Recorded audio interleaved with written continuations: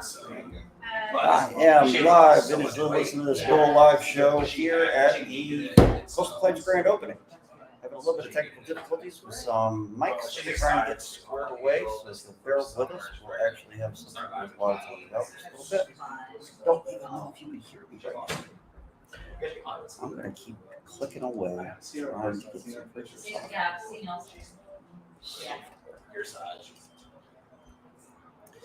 Everybody goes soft there.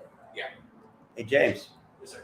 Come here for a second. Come towards the camera on the button that's far forward. Yeah, that one. Just hold it down halfway. Hold it down halfway? Yeah, until it like refocuses. Totally isn't doing anything. All right, take around the lens. There's a little dial. See if you can just clean it up a little bit. Come back in on my face. Oh, no, wrong dial. Now you're zooming. So now you're still zooming. So bring your finger forward a little bit. Your job. It's just we're just going for the focus. Maybe TJ knows how to use it. And he was doing it. It was bringing up the focus. Oh, that actually looks better. Yeah. Growing. Yeah, if you eat things, you grow. I learned that the hard way. Sometimes if you eat more than you need to, it comes out the other end. I don't know why that's but apparently that's it. It's not just me. This is the Listen to This Bowl live show. I guess you guys can hear me. Please let me know if you can. I am attempting to work with some software. I haven't used before.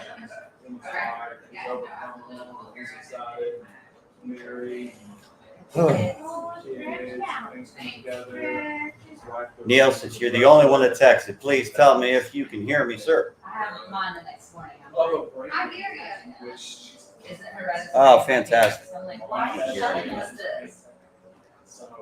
It's just on my headphones then, so bear with me. I think we've almost got this figured out.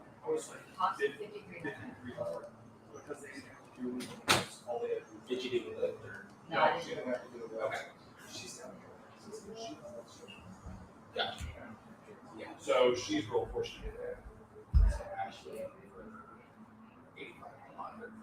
Okay. I have no control over the volume of these mics. So hopefully you can't hear too much of the background noise, but we're going to just go ahead and get started either way. All right, so we are at the Coastal Claims grand opening of their Texas branch, which is in Grapevine, Texas. We do not have any grapes at this particular event. We do have some wine. So I guess technically we have something that has to do with grapes. We are going to kick things off right here at 3 o'clock and be live from 3 till 7 as people come in, stop by. Please come on by if you'd like to jump on the show with me at any given time. You can. I'd love to sit you next to me and talk about some bullshit you've dealt with in the insurance world in Texas. I know every state's a little bit different. I personally have never worked in Texas and would love to hear your stories. Maybe we can come together and figure out some ways of fixing some things. So Coastal Claims is opening up in Texas. I am not a part of Coastal Claims. This is Listen to This Bowl is here to help them facilitate one hell of a grand opening. This is being sponsored by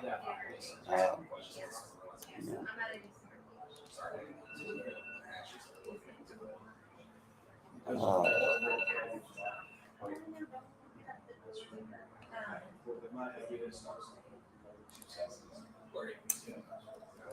right, we are being sponsored by Experienced Roofing and Lundquist Law Firm, both of which will end up being on the show a little bit later today.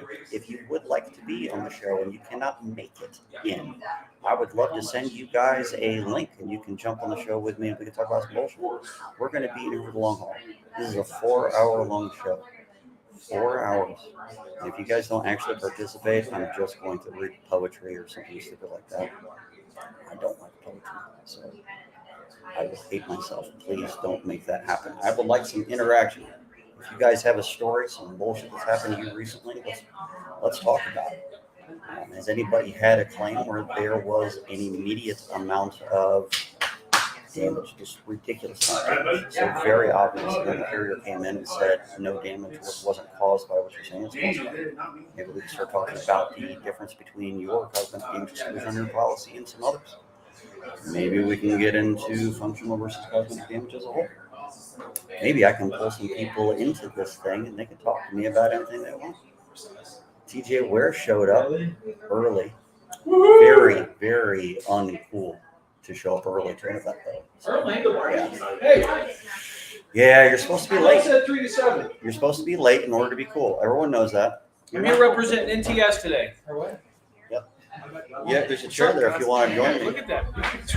My goodness. Isn't that nice? This is terrific. You went for that a little bit earlier today. What's going on, TJ? Just enjoying this beautiful Texas weather. Benefit for me of not having to have someone online yet. I don't actually need these headphones. We can hear each other. All right. All right, so what's going on these days with you? What are we at? Where are we at? Are we on your page? Where are we at? We are on Facebook, YouTube, and my page. So listen to this whole website, Facebook page. Watch my head disappear. Look, because it's green. And it's a green screen. I'm going to have a beer to deal with you right now. We automatically That's very Facebook logo over your head. That is pretty cool. It's the same color green on the underside of I it. know. That's pretty I interesting. know. This has actually screwed up a few of my videos. Yeah. Glasses always get me. If I direct my glasses to certain things, I get direct light. Oh, or I saw something. it happen just It gets now. annoying. I always have to worry about the angle of the lights on. Then you end up with a hole in your head No. on the video. Oh, well, You do? sometimes. Yeah, I just saw it's like a hole in your head Yeah. because you can see the back. Right. Now As look, soon as if it I look reflects through green. this way, I can see the other wall, but you're not supposed to be able to that way. Nah. Trying to angle the lights at just the right angle. Then I have to worry about the angle of my head the whole time, which is my neck. Well, some of the things that you don't realize you have to deal with when you do it right now. There's a hole into my soul You as can I look see. at you. You know, it's just nothing but blackness though. Yeah, it's a deep, dark soul. Man. It's very, very dark. So Yeah. listen, the Coastal Claims office is very nice. This is beautiful over here. I think I might just move a bed maybe over in that corner over there. Are you looking for a job?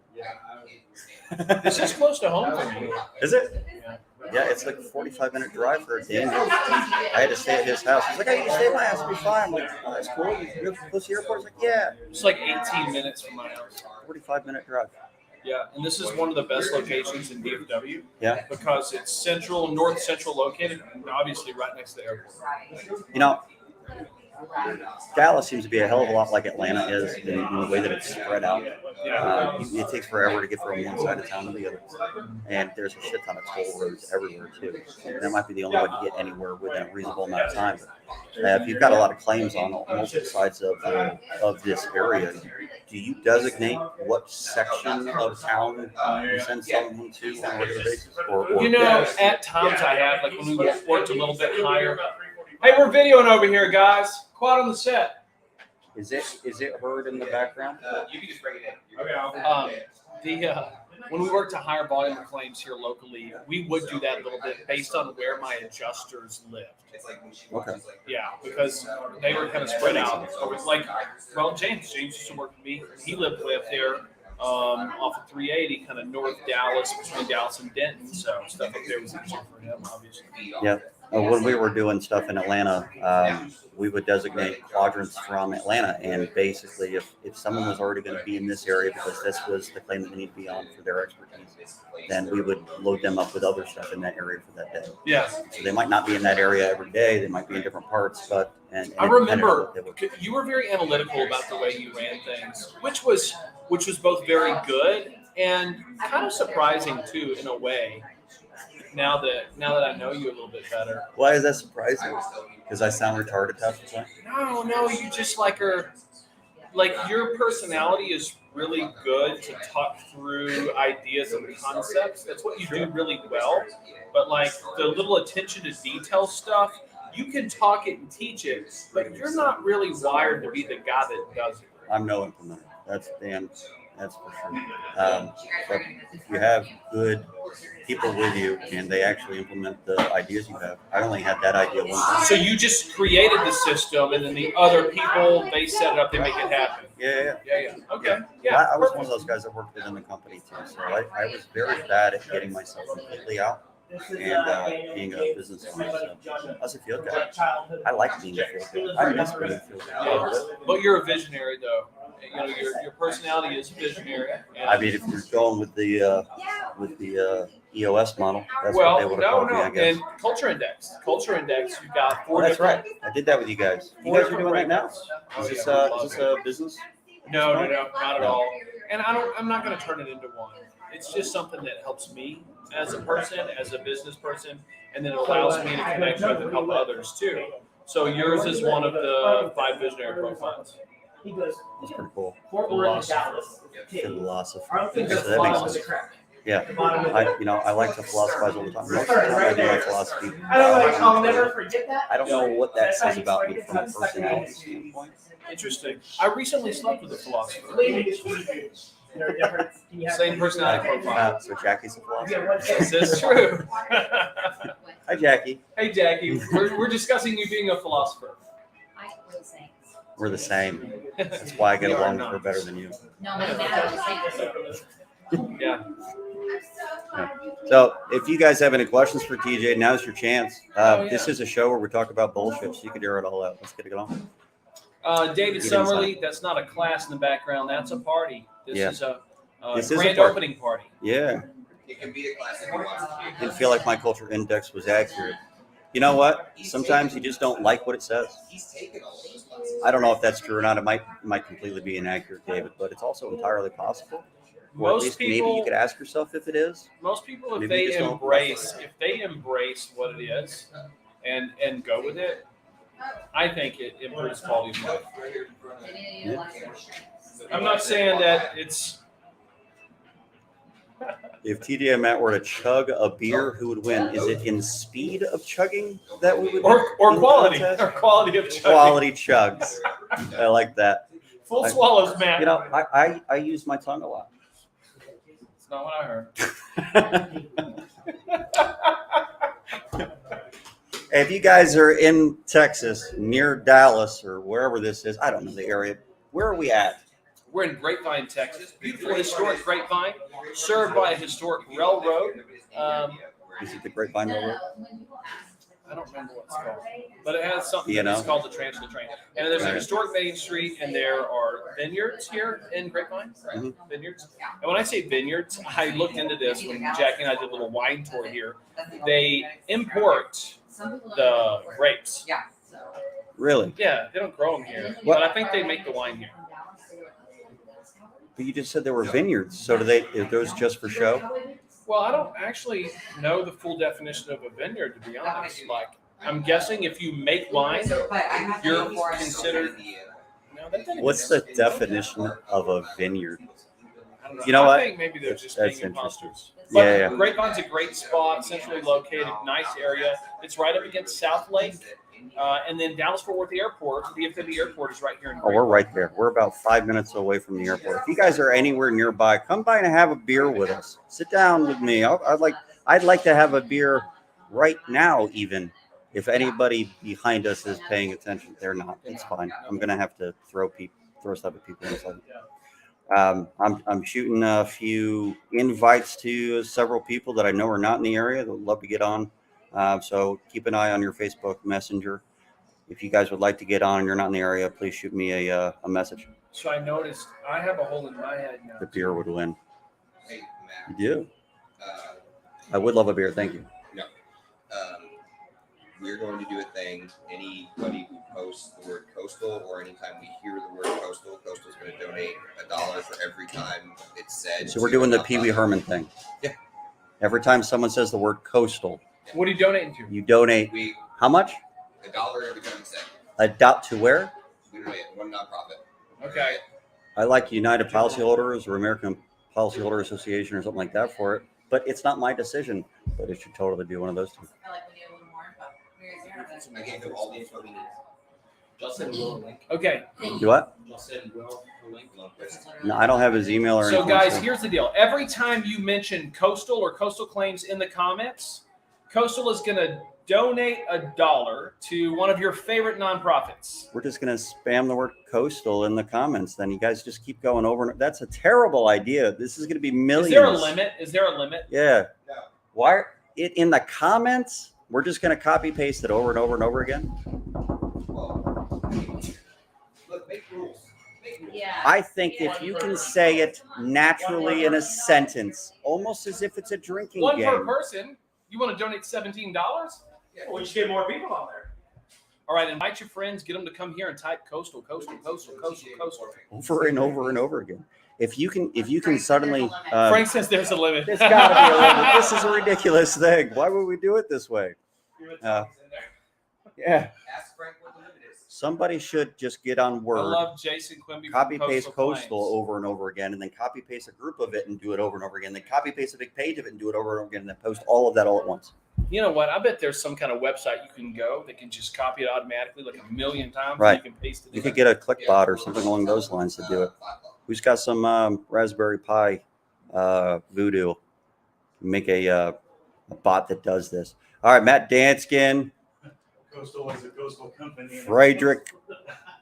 I can never These pronounce guys his are last going. name. Oh, TJ Frank. McCormick's in the house. He loves One Jason per Quimby. person. Oh man, we need about One per person. 1,200 people. We need to have a lot of people to make this a worthwhile thing, saying coastal in a comment on this page or in person. TJ said, can it be more than one if they say it in person? Is that cool? Yeah. And then today, what we're doing Frank is we're also coming up with the new coastal claim slogan today. Did you know about that? No, I didn't know that. Yeah, yeah. What is the slogan? Well, I don't know, but there's some different ideas. $1,000. Guys, get us to this $1,000. We need 1,000 people to comment I coastal. got you. So it's still up for, it's up for Coastal claims. people deciding. I think Frank's going to have the last word. Okay. But my mom left the post office. She doesn't work the post office anymore, and so I just thought it was like, don't go postal, go coastal. Well, yeah, it makes sense. You know, with my bullhead and all good adjustments, we had a slogan of let us deal with the bull. So you acknowledge that you're angry with the postal comment. Don't go postal to your insurance carrier for screwing you over. Get coastal. It's not bad. It's not bad. Hey, You can maybe tweak it a little. we could. I got another one. What else we got? If you want the mostest, call the coastals. That's terrible. That could be better. I think you're just trying to rhyme the word coast with most. Hey, I got Frank Dalton here. Let me make that work. I'm not going to be able to. Hang on. We're not going to be able to hear you yet. Make that headset. There's a little thing inside the microphone. Little port there. I don't know if it's going to work. Why can we not hear Frank? Frank, say something now. Something now? Is that working? Mohan did not work computer. No, it's new equipment. Frank, I'm going to read your lips. Go ahead and say that again. Hey, guys. That was an asshole. Does everyone hear him? Can does- the audience does hear anyone TJ? hear him? Somebody, or not TJ? Can the audience hear Frank? Hey, unmute that television. It's got a 6 minute or 6 second delay. So it'd be 6 second delay. Yeah. It's like Frank's on the moon. David Summerly, let me know if you did hear Frank at all. I don't know if it's me or I can you. hear Frank. You can? Audio. Then it's me. It is you, man. It is you, man. We can do with 6 seconds. 6 It's second good enough for delay. Neil Armstrong. It's good enough for me. He had more than a 6 second delay. I know it was 12. It's 12. But Frank's closer than me. Whoa, what are you doing? How did that? I just Oh, you've got the that works. I know it does. I can hear you. He's Frank, a sponsor, right? at a distance. So we're going to make sure that Will Lindquist gets on the feed here. Thank you very much for the beer, I'm assuming, Will. Thank you. I'm gonna drink a few on you. All right, say something again, Frank. Something again, Frank. Fantastic. I don't even need the headphones. Oh, neither do I. Get that email address. There we go. So you can shoot Got it. that over there. Got it. All right, guys. Invite your friends. Let's say Coastal. And then, Frank, what's up, man? What's going on, TJ? How you doing? I'm doing great. Told you I'm still looking forward to coming and hanging out. I think it's going to be the beginning of June. We'll be down there. Yeah, that'll be fantastic. Man. Look forward to seeing you. I was on Realtor.com the other day, found a beautiful home with acreage close to New Smyrna Beach, and I was like, man, I'm going to go down there and be neighbors with Frank. There you go. Is that likely to That's a actually great happen? time. Because I live out there now too. So I sent it over to Jackie and just got like 0 feedback on it, but it's totally badass. Is it the one that I told you makes a lot of work? It's a nice. Are you thinking about like an Airbnb or something from it? It was like It's a good market legit for that. acreage Yeah. Oh, really? with a nice house. Hey, not we're far from picking New Smyrna boys Beach. from school. I just wanted to pop on. Yeah, the goal with the coastal thing was, we want to put $1,000 cap on that. Pick a good charity, get that money for them. So get some attendance on there. But when I get back to the house and table back, I'll send Matt a text and pop back on. Cool. Sounds great, Frank. Be safe. See you in a bit. Hey, kids. Yeah, jump back on later. Kids. Cool. Kids. Coastal. I feel like your kid. Hey, David selling that Euro Shield. Way to go, man. That's terrific. Euroshield. They have so Euroshield brought over to NCI a crap ton of materials, and we built a rubber roof. That's And, awesome. but it smells god awful. It smells like tires. You ever walk into a tire shop? I like that smell. Do you? Yeah. How are you? Do you? Good. You might be a little fucked up in the head. I mean, realistically, maybe a little bit. I like some weird Who smells. likes that? Jackie likes the smell of gasoline. Is that true? It is. Not after it like turns into the oil smell though. Only when it's like fresh coming out of the pump. I like the smell of Wow. diesel exhaust from a big truck. Like not all in my face, but like when it cranks up. And you know what? I don't like the smell of cigarettes, but I like the smell of a cigarette right when someone lights it. Really? Yeah. What do you like the smell of? Yeah, we like the smell of it. Weird things I like the smell of. You know No, what? Or normal. I love the smell of oranges. So I'll take like the peel and I'll like squeeze it and Oh, I like sniff that. it, and like I get Sharpies. weird with it. Like You like sniff pretty Sharpies? hard. Sharpies is a good one. You like Love it. paint? Anything you can smells get good? high on? I was about to Just kidding, just mention. kidding, just kidding. Yeah. Light out.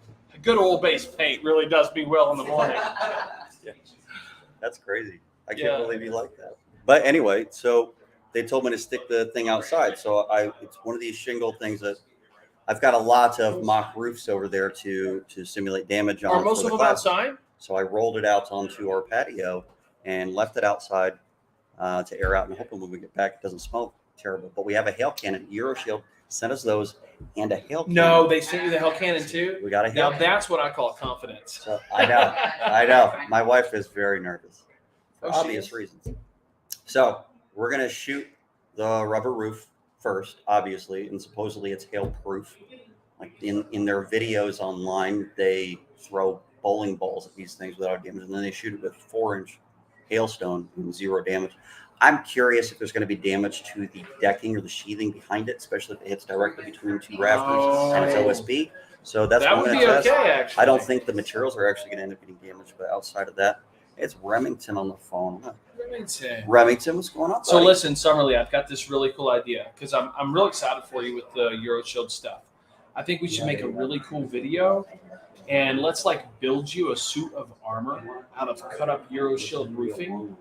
And I don't know, maybe like shoot you with paintballs or something. Frozen paintballs.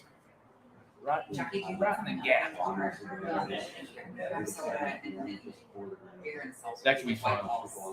So I posted on my Facebook, my #1 skill is ideation. Okay, that's my like dominant personality trait. So I've got all these ideas. If you know me, if you're close to me, it's really annoying. But if you need a good idea, you can send me an idea request and I'll give you one. It could be for marketing, for anything. I can help you with an idea. Well, yeah. What if it's a really good idea? Are you going to claim it was your idea afterwards? Probably. I mean, I won't claim any monetary value. I will give you my idea with full commercial release. As long as you cite that TJ Ware gave it to you. Yeah, I mean, if you become big and successful, I'll be like, my idea. But if it's a major failure, do you want them to cite that it was your idea? I think feel like so. if you're I gonna think so do it, because you have to I'm go really all in, right? I'm really a quantity over quality guy. Right. Yep. So I'm going to shoot that Euroshield roof with hail, and it might cause damage to the thing. But then I'm going to take multiple. And did somebody else already say it? No. I'm going to shoot the rubber roof. I'm going to make a 2x2. And I'm going to have it bounce off of that one and hit another rubber roof 2x2 and bounce off of that one, then hit an asphalt shingle roof, and see if I can cause damage after it ricochets off of 2 Euroshield roofs. That's pretty interesting. That'd be a lot of fun.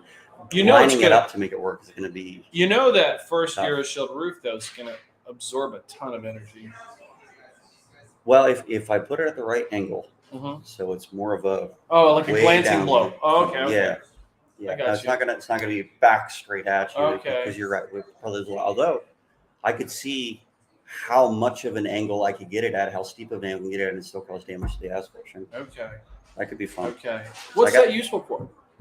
To marketing, I don't know. Okay. For shits and giggles, that's what it's useful for. Mm-hmm. We're going to use the crap out of that thing. There's a new thing that John Wood has developed with NOAA, TJ McCormick, this tile that goes onto flat roofs. That is monitors going the weather data? well, it's going to actually take impacts from actual real life hail and take measurements as it's being impacted from real life hail. And they're going to, this is in beta test at the moment, but we're going to get a tile at NCI. And once we get some data from real life hail, which would be really cool, then we'll be able to calibrate our hail cannon to use that. And we'll be able to test whether or not our hail cannon is calibrated to it by hitting the exact same tile that's been hit with all this other information. I think That's we're going to be able to get a awesome. lot of good data out of that. So we've got a ton of room to build a lot of roofs outside and just start. We've been registered as a research facility from the beginning, so I'm super stoked about it. That's great. You know what you should do also is have like remote research stations, because you could have people like company owners that will partner with you and allow you to put a remote research station on one of their building roofs in Denver. That's what those tiles are for. They're going to hand them out all over the place. Well, are they going to collect all the data that you want?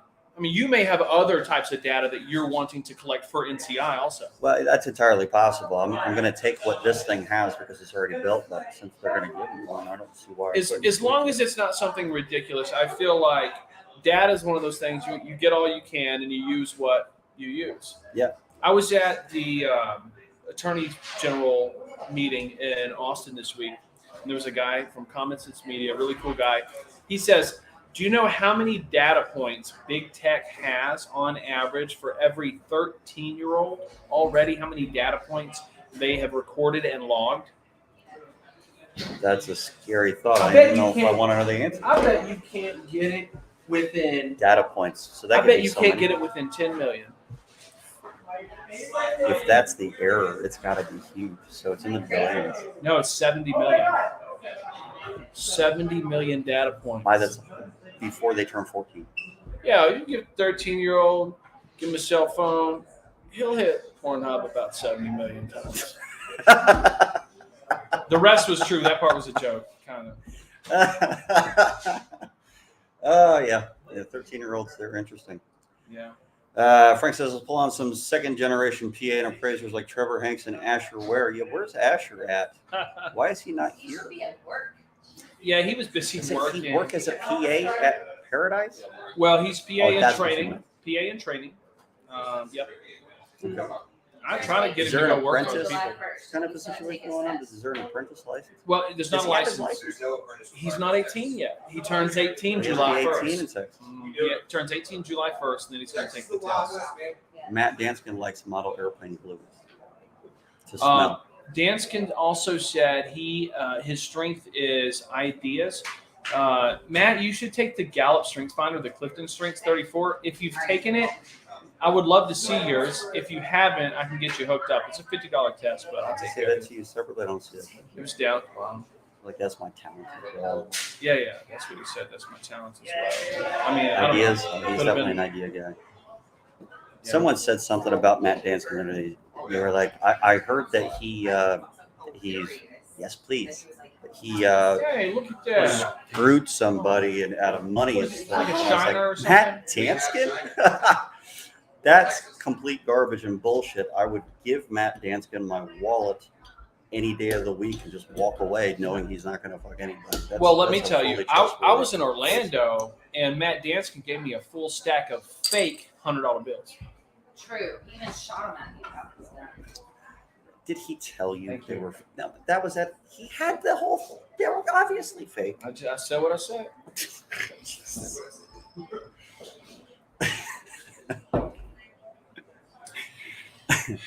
All right. Asher's ahead of his peers. I was sure He was older. he 'Cause he's a couldn't get he. past He's always been an old soul, Asher. Yeah. He always has. He's been real I thought he responsible. was over 18. 72. Yeah, yeah. He's not even. He's about to turn 18. He just finished high school just like a few weeks ago. David Summerlin tried to spend some of those And bills. my kids stole your food. All you have to do is find a place that doesn't have one of those markers, or one that uses them so much that it's dried out by now. What am I drinking? Organic chocolate stout. Oh, I have a money printing Samuel machine. Smith. Have you I seen? saw that video. Is that It good? was ballsy. He got removed like 10 times from TikTok. Now my account says account warning when I log in. Like I'm one step away from getting banned. Like I've been showing my nipples. That is good. I don't really like the chocolate stuff. That's fantastic. Chocolate malt beverage. So 45 and 2 zigzags. That's amazing.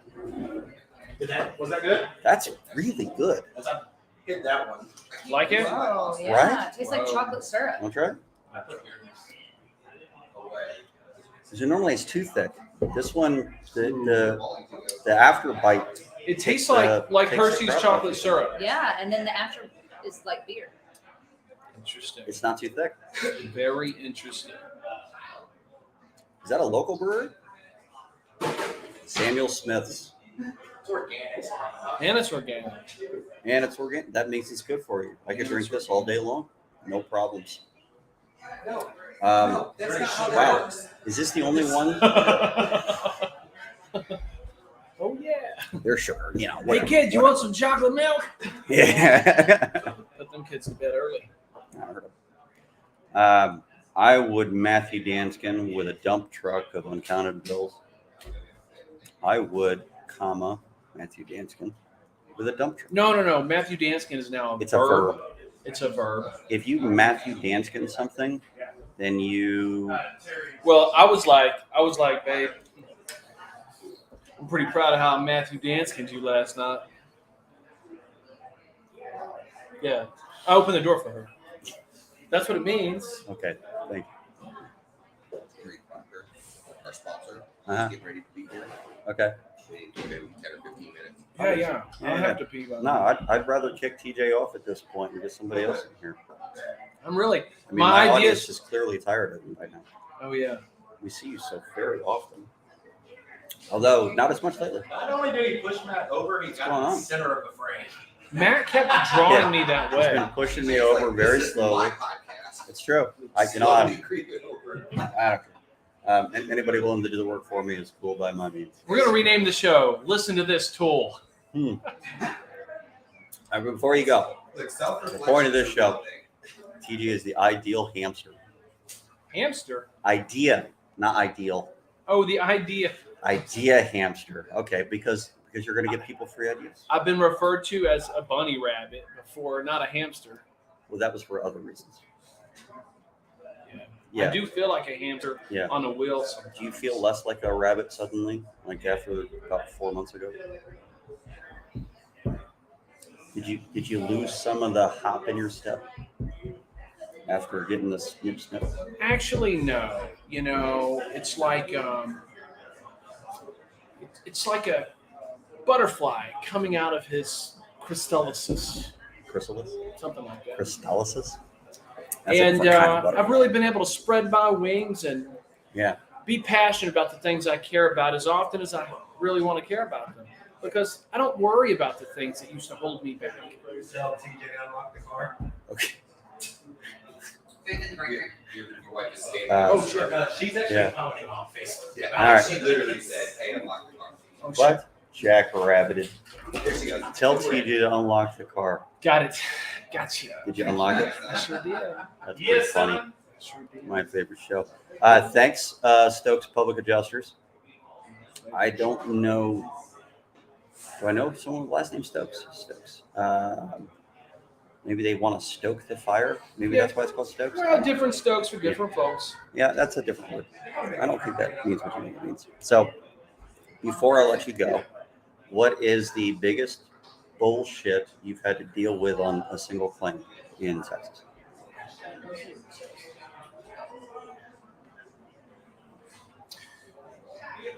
I have this one particular adjuster that's just popped back up on me. He only works commercial claims, and he just denies them. Fresh hell, storm date, all the roofs in town getting. Is it just that he denies claims that you're on? He doesn't like you? Well, I don't know. Or he has a reason? Does he come Never up with been an on actual any reason? claims that I wasn't on. No, it's like, yeah, he hires an engineer. Oh, this is all pre-existing. Okay, show me the photos. I was like this awning was built during the policy period. It's smashed with hail. Right, but if you're talking about hail, there could be prompt notice issues or something along those lines. He didn't with, allege timing. that. He didn't allege that. So he just said pre-existing. He said this Pre-existing hell didn't prior to happen. the policy. This hell didn't happen. Noah's wrong. Listen, here's the thing. It's getting paid out 3 years later. Well, So I wanted to say our something. court system in general works. Okay, it does work for the claims. Yes. I've seen them get paid out. I mean, I've been in this business 4 years, right? Mhm. So I'm just now getting to see a lot of these first claims that went into litigation get paid out. So it does work, but man, does it do the policyholder an extreme disservice Oh, it does. to draw them out 2, 3, 4 years to get them paid properly. Did that one end up in trial? No, They never did. no.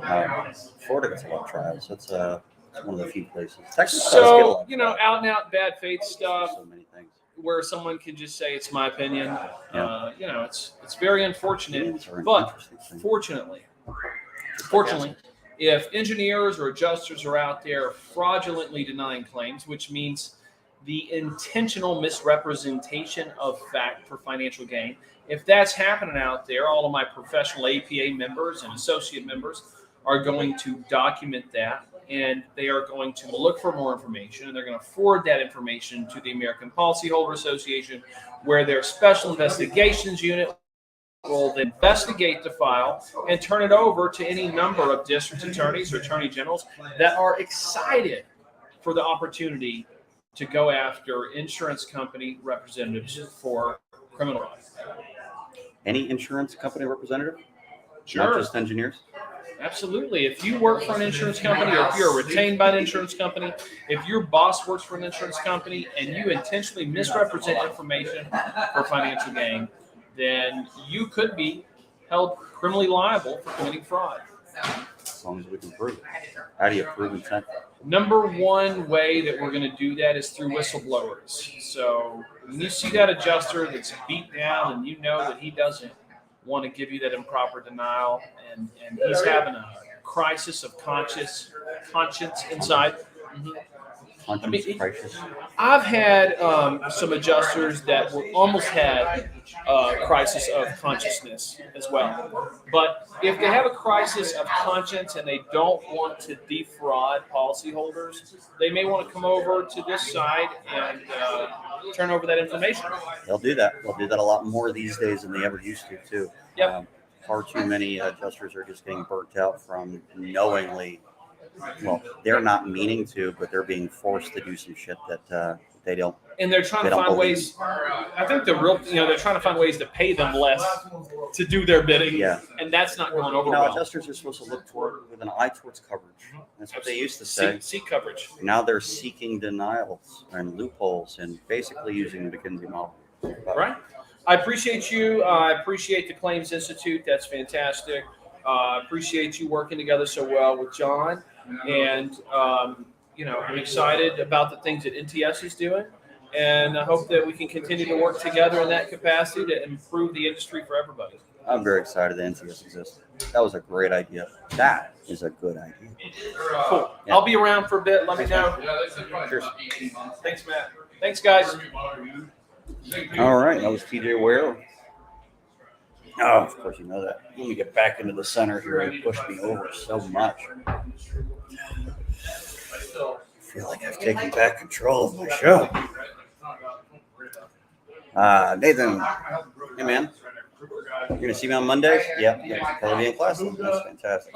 Should find a claim that involved a bulldog, bulldozer, bull stampede, or manure for a show. That would be a lot of bull in one claim. That is very true. In Georgia, there's a lot of bulldogs. There's no bull stampedes. Is there a state in the U.S. where they do the stampede? Is that something that actually happens in the U.S.? I don't even know. So, if you'd like to come on the show, please come by. Come to the Coastal Claims, Texas, brand new location in Grapevine, just outside of DFW Airport, and hang out with me. Tell me about a claim that has some exceptional bullshit. We'll talk about why that possibly could have happened. Maybe we can help everybody out by describing a situation that maybe they'll end up having to deal with at some point. They'll get some ideas from you on how to fix that. Or maybe we can come up with some ideas together. Come on down. I definitely would love to have a beer with all of you. In the meantime, I'm going to shoot a few invite links out. And bear with me for 1 second. Daniel,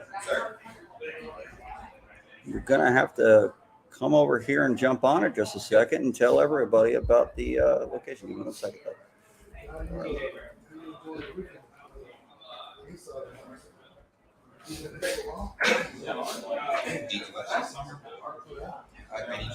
All right.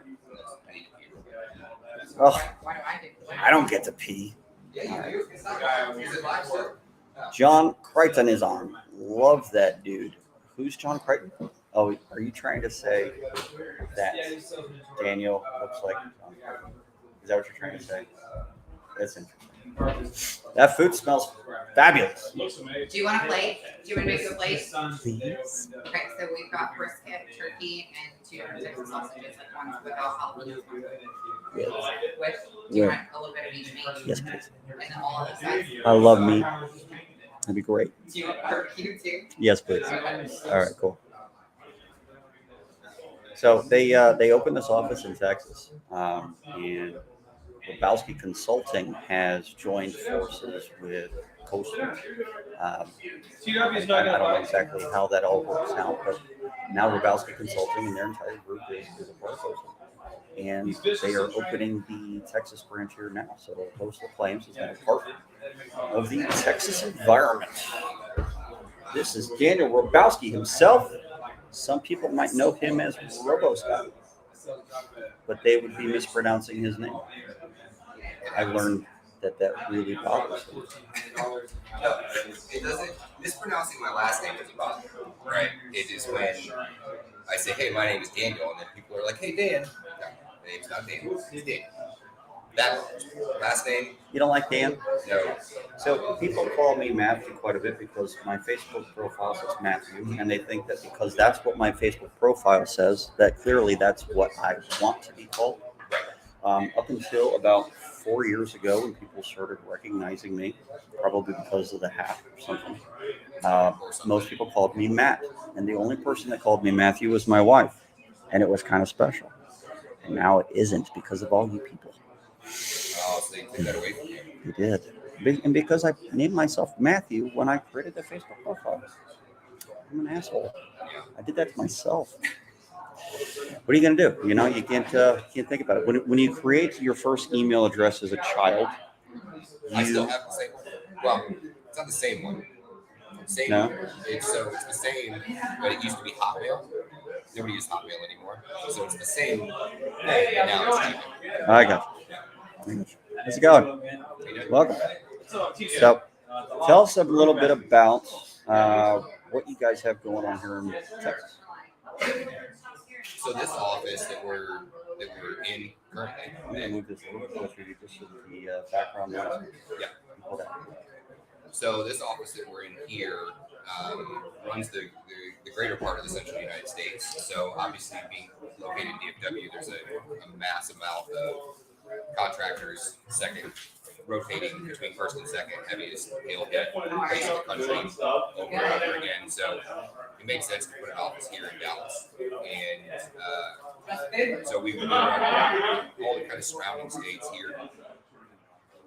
But Texas is its own kind of monster, right? They have their own set of rules, they have their own set of statutes that don't exist in a lot of other states. So there's a certain complexity to navigating that space specifically to Texas. We enjoy it. Like being located here in DFW. You've been working in Texas for a while though, right? I have, in different avenues within the industry since about 2014, 2013. So almost 10 years. Yeah. What kind of claims do you deal with yourself mostly? Myself, I do a lot of mitigation claims. So I like water and fire claims, flood claims, freeze claims. That's kind of my niche. So the residential game isn't really my bread and butter necessarily, but I think it's important to make sure that you can kind of cover all of those different avenues when you're putting together the right people and trying to grow your team. You have to have the guys that can kind of cover a lot of that stuff. The need specifically here in Dallas is always guys that can do residential roofs because we get hit by hail so much, right? So that is an easier avenue to learn and enter this space in by doing it that way. That makes sense. When you get into the niche stuff, fire and freeze claims, asbestos, you start getting into a lot of the environmental stuff. I mean, those are massively different claims. The idea of macros, I can do 50 residential claim estimates in a day. That doesn't exist in that space. So it's just a different skill set. I wouldn't say that it's any better or worse. The dollar amounts are typically a lot larger, but they're a lot fewer and far between than. Are you guys taking on residential roof claims in Texas then? Yeah. So that's one of the big shifts. Don't everybody? Most people complain that they can't find a PA that will do their jobs on residential roofs. Is that unique to this area? That you guys are going to do that? I think because again, there's such a saturation of contractors here, Right. specifically that it's a weird thought process of saying, I don't want to touch things unless they're X amount of dollars, right? The way that we design the model here within Coastal and the way that the system in the background runs with the automations and all of that stuff, we can take on a $400 claim to a $40 million claim, and the system's going to run the same way. Now, obviously, there's going to be variances in there as far as time frames and all that kind of stuff goes, but it's all good stuff. But yeah, we take on everything. We don't turn anything down. I thought about having a selfie with you, but now I'm realizing that it's terrible. It's the bags and glass. It is. You always look like. Let me get the bags. Look at those things. Yeah. No, they have they're hungry. And they want to eat your soul. They're just. You look like a chameleon. Oh, I get it. But I can't. Yeah. I can't do that. Can't do that? Okay. So anyway, back to your question. Yeah, I mean, there's not a lot we turn down. Obviously, bad claims exist, right? There are claims that nobody's going to win, and a lot. Sometimes it's blatantly obvious, and you can see it. And you just say, you know what, this one's not going to be a good claim. Wait for the next storm, whatever. That happens. It does. It's hard to say no to people sometimes, especially if it's someone that you haven't done any business with in the past, or someone that is especially desperate. Maybe a policyholder that really needs help, and there's no way that you can help them. It's really hard to say no on that. It's also hard to have that conversation with contractors because they will get 10 roofs in a neighborhood lot, and Betty Sue's on the corner didn't get one, but everybody around her did. Right. There's so many And variables. they in that can't conversation. understand, why they didn't get this one bought. So they don't understand why you also can't get that one bought. Right. I know the And situation. that's why it's important for things like this to exist, for your podcast to exist, for NCI to exist, for any of these platforms. CRA does it, where they put all these people that are the elements of the process. into one place so they can actually have those conversations with each other and get a clear picture of like where they fall into the chess game, and gives them a really clear guideline of like, hey, nobody in this process is that golden ticket, right? Nobody's going to be able to just go in and Do not just exist. fix it. Yeah. It's just not. And so I think it's important to have a lot of these platforms that exist now. Matt, his mic isn't on. Is anybody else having that issue? I don't know if this turns. So I'm doing all this talking, and y'all can't hear me. That's all right. I mean, they didn't really actually want to hear you anyway. No, they just want to see all my hand movements. Right. My Let's hand pop that off. I don't know. I'm honestly a little bit confused on how these work because these are not, this is brand new equipment that we're dealing with. Just as a just-in-case measure, I'm gonna slap it right down right here. Yeah, we'll And do we're this. just gonna- It's gonna look like CNBC over here. Just Yeah. Hopefully, is that better? can everybody hear us better now? We could hear just better now. Oh, thanks for that, Frank. That was We really appreciate how clear that message was. You know, Frank is one of the most intelligent persons. see I did that's it too. karma, instant karma. Yeah. Yep. Yep. Anyway, so you guys have teamed up with Coastal Claims, which is Frank is one of the owners of Coastal Claims. Frank's very, very smart man. I've learned a lot from him.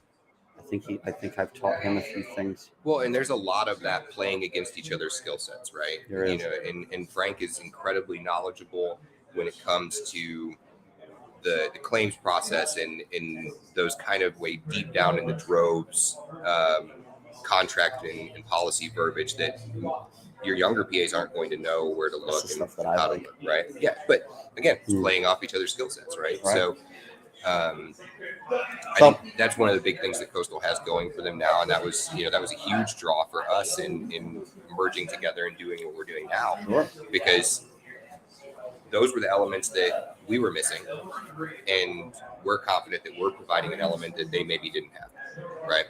So it's a good, solid structure across the board to be able to do individual pieces and not rely on one person to do it all cradle to grave. I'm not a big fan of cradle to grave on smaller claims. So if you're talking about residential roof claims, it makes more sense to do an assembly line approach. They're all very, very similar. So if you do a cradle to grave, you're just taking someone that's going to have to stop what they're doing. They might be really good at to do another portion of that. And it's not good for large claims, for large losses. It makes a lot more sense to do a cradle to grave kind of scenario. But in doing that, though, you want to bring in those experts, right? Oh, you definitely. want to bring in a guy who can write a $20 million, $40 million estimate, because one, you may not have that expertise. You're one of those people, aren't you? It's been At least around a on the time or water two. claims. Yeah. You either don't have that knowledge or expertise to do it yourself, but more so than that, the complexity of the large commercial claims don't allow for you to have the time to spend 2 weeks doing site visits, writing thousands of lines in Xactimate or Symbility or whatever platform you're using. That you don't. It's an efficiency conversation at that point to say, I'm going to handle this, I'm going to oversee the entire thing, but I'm going to bring in these guys that actually know what the hell they're doing. Right. No, and that means the same thing to me as a cradle to grave. You have one single claim owner throughout the entire process. It's not being handed off to a different PA. Right. PAs can bring in experts and everything just fine, and attorneys can too. Anyway, tell me about a claim. I really would love something on like a large water loss, maybe a high-rise water or something. I want to hear some bullshit on claims like that. What has happened? So, it's the biggest bullshit that I've run across, and I think we've talked about it on here before. Just like with residential roofs, the carrier is going to bring people in, right, to combat whatever we're going to argue. And a lot of times they're just sending a warm body. They're not sending somebody who's actually certified to do those certain things. They're not sending a guy who can actually make certain decisions in that space, right? So we had a set of nursing homes, ultimately probably about a $7 to $10 million claim. that the adjuster that came out was supposedly IICRC certified, and the first thing that he said to me was, well, "Where's your fecal screening?" And I said, "We didn't do a fecal screening." He said, "Well, it can't be category 3 if we didn't do a fecal screening." Well, and that is one of the qualifying factors, but not the sole qualifying factor. And so he abruptly. Now I remember you talking about this. Yeah. And he requested that I no longer show up on site, so I requested that he got removed from the claim. Yeah. So, I mean, did you happen to, as a just in case measure, go back and review the terminology for pollution or something along those lines in the past? So I have run across enough of what is categorized as category 3 to know that there's no specific policy language that dictates the categorization. No. So it is kind of an open-ended argument when you start to talk to the carriers about it, because their default mechanism is to go Cat 1, right? No matter what. But let's be fair here. Category 3 would include biological matter, possibly mold, anything that basically would be very harmful to consume, or possibly even be around. But mold and fungus has exclusions in policies, right? As a primary. Sure, water is still going to be covered. Yeah. But So the additional costs associated with the remediation of the fungus might be excluded. Maybe he's trying to say that the additional costs associated with any category 3 stuff would have been excluded in a possible. I've seen the definition of pollution be expanded dramatically in the last couple of years. I'm going to get this closer to us because it's so much louder in the background. So my immediate argument to all of that is a lot of times their position is it's a clean water break because it came from a burst pipe or it came from a busted toilet or it came whatever. So it's a clean And they water ignore anything that the water touches. and that's it. That's the main thing when you start to talk specifically about water losses. What did the water touch? Right. Right. And so the Barney version of that is if it went through a material, it is no longer clean. Period. Any material. It doesn't matter. What if it goes through clean water? Well, then, if it's clean water going through clean water, is it going through clean water, or is it Is water a still clean material? Water? Ooh, is liquid wet? My kids have this argument with each other constantly. Yeah, is is water wet? Yeah. They really do. And I'm still not. Thank you. Hey, did you put one in there?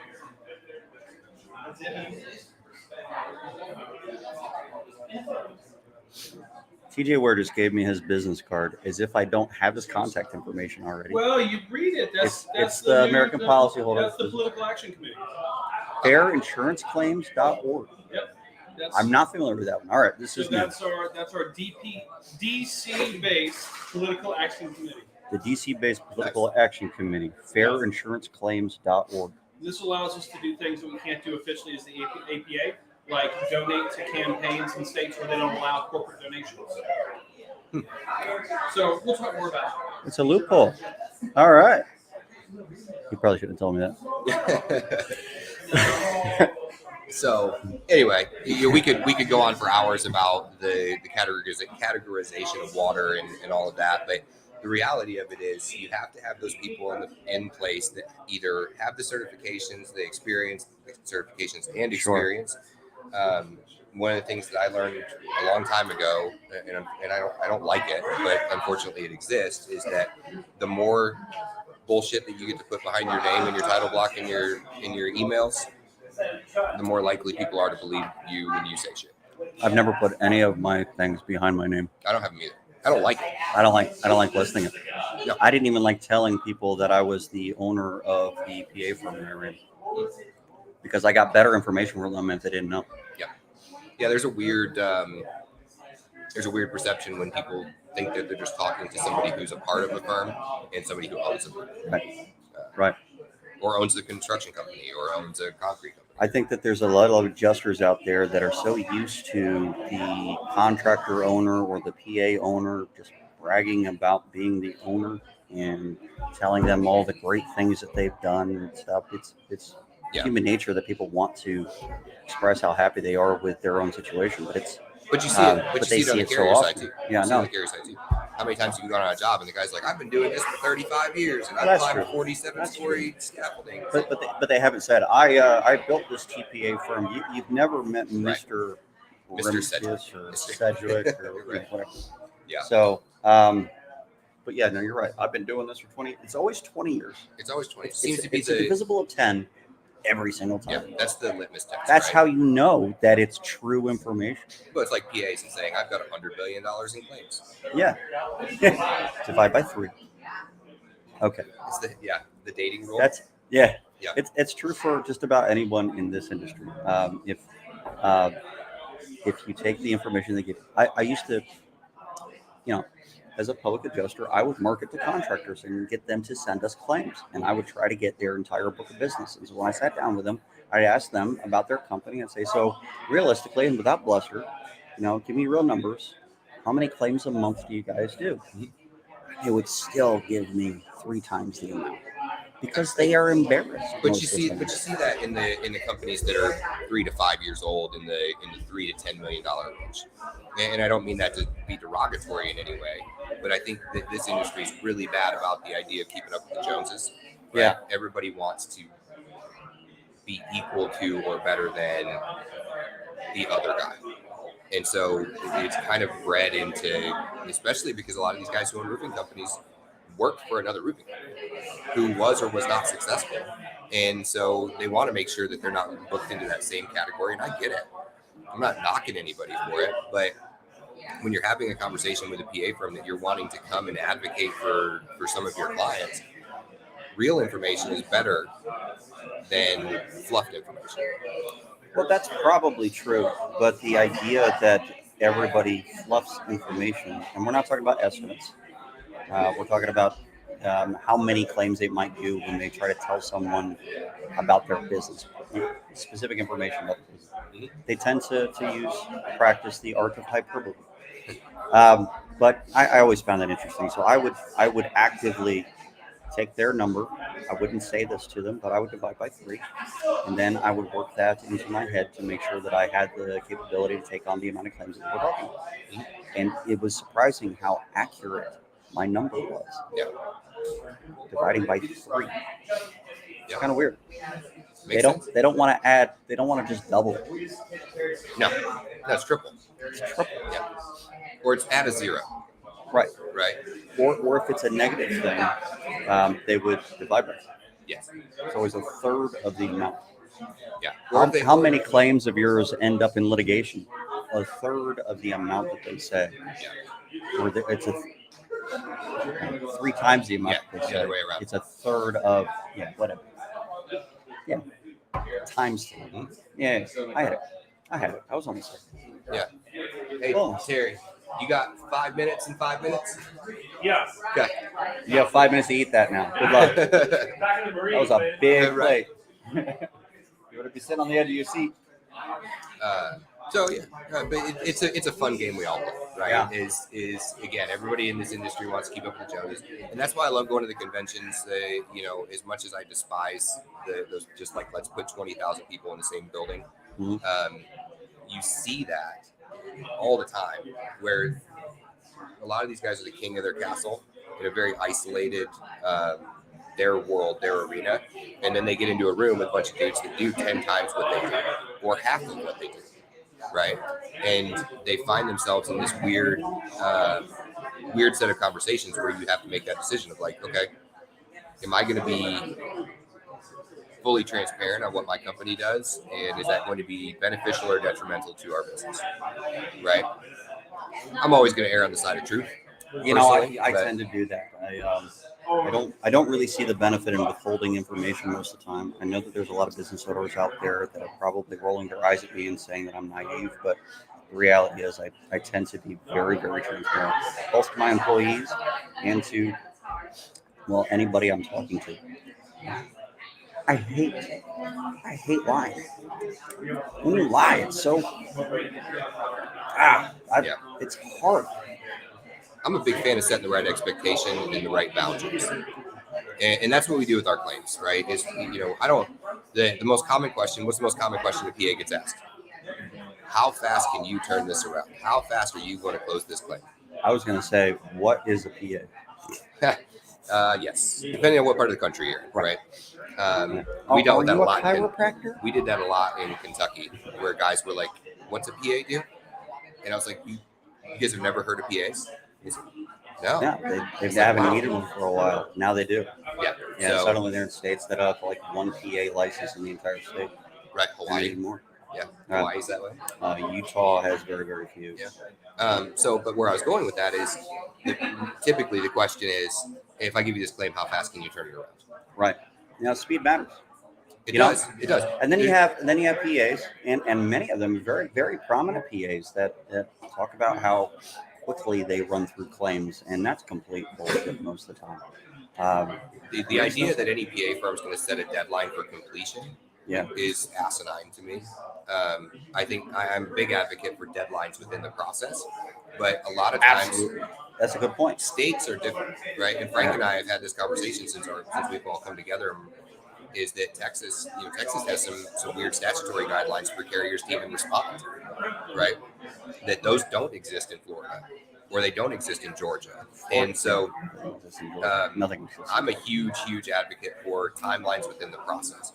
The more you can keep your thumb on the carrier, regardless of the response that you're getting, the consistent engagement with them makes all the difference in the world. It becomes a technicality.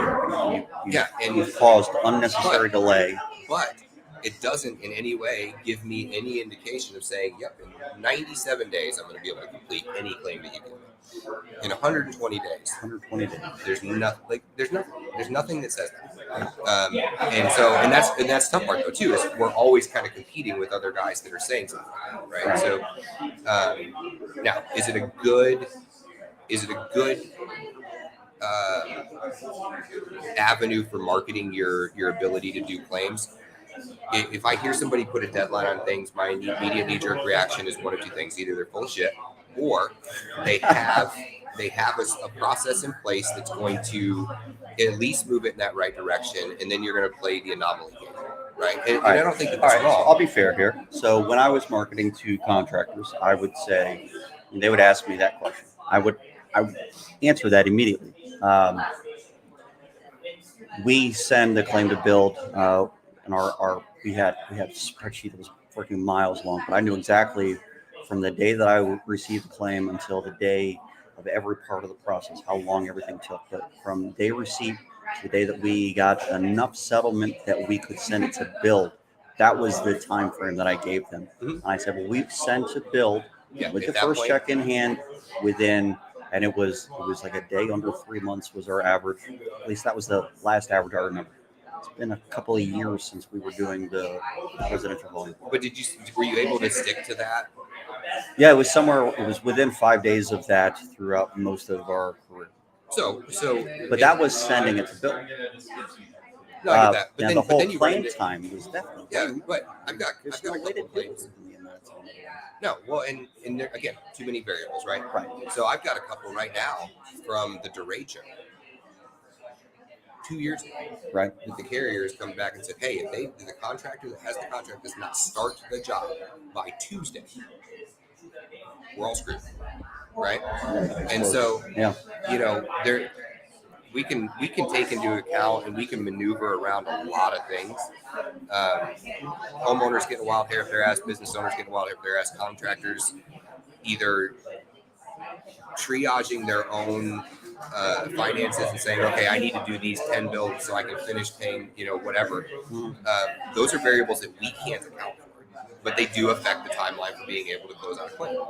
And so you see that, and then when you get asked that question, there's no way to accurately answer that question.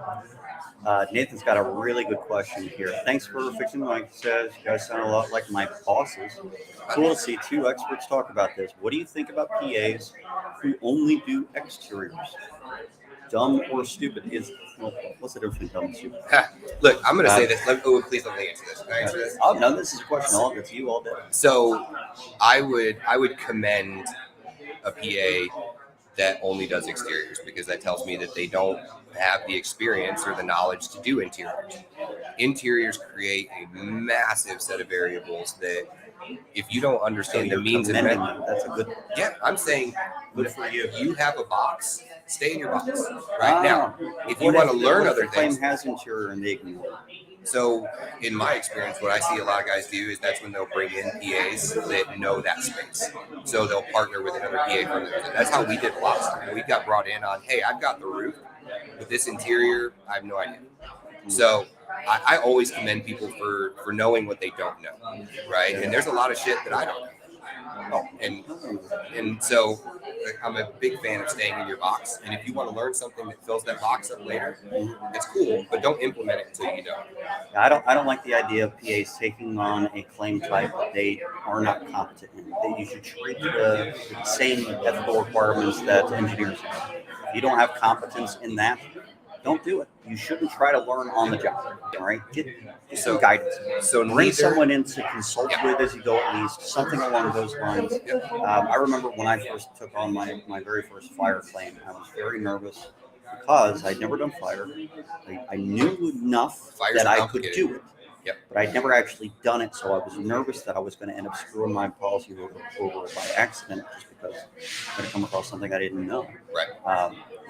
Come to find out that I did hit a few snags, and I had a PA that I called. I called Anita Taft. And she's currently the president of NAPIA, but she was also the president of GAPIA at the time.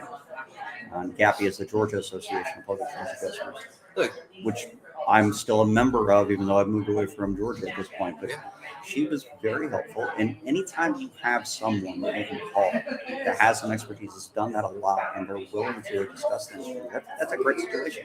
Well, in the And she would PA, call me about roof cleaning. in the PA environment, and I think a lot of people don't realize this, we're always handing things off. Oh, or at least asking questions. or and calling. trying to, I can't tell you. Everybody has a little bit of information that you don't have, and even if you don't try to gain that information, if you just have that Rolodex of, I know this guy probably has that answer. That's what I'm calling. I got a guy. If there's in a my phone. giant water loss, this is the guy I'm calling.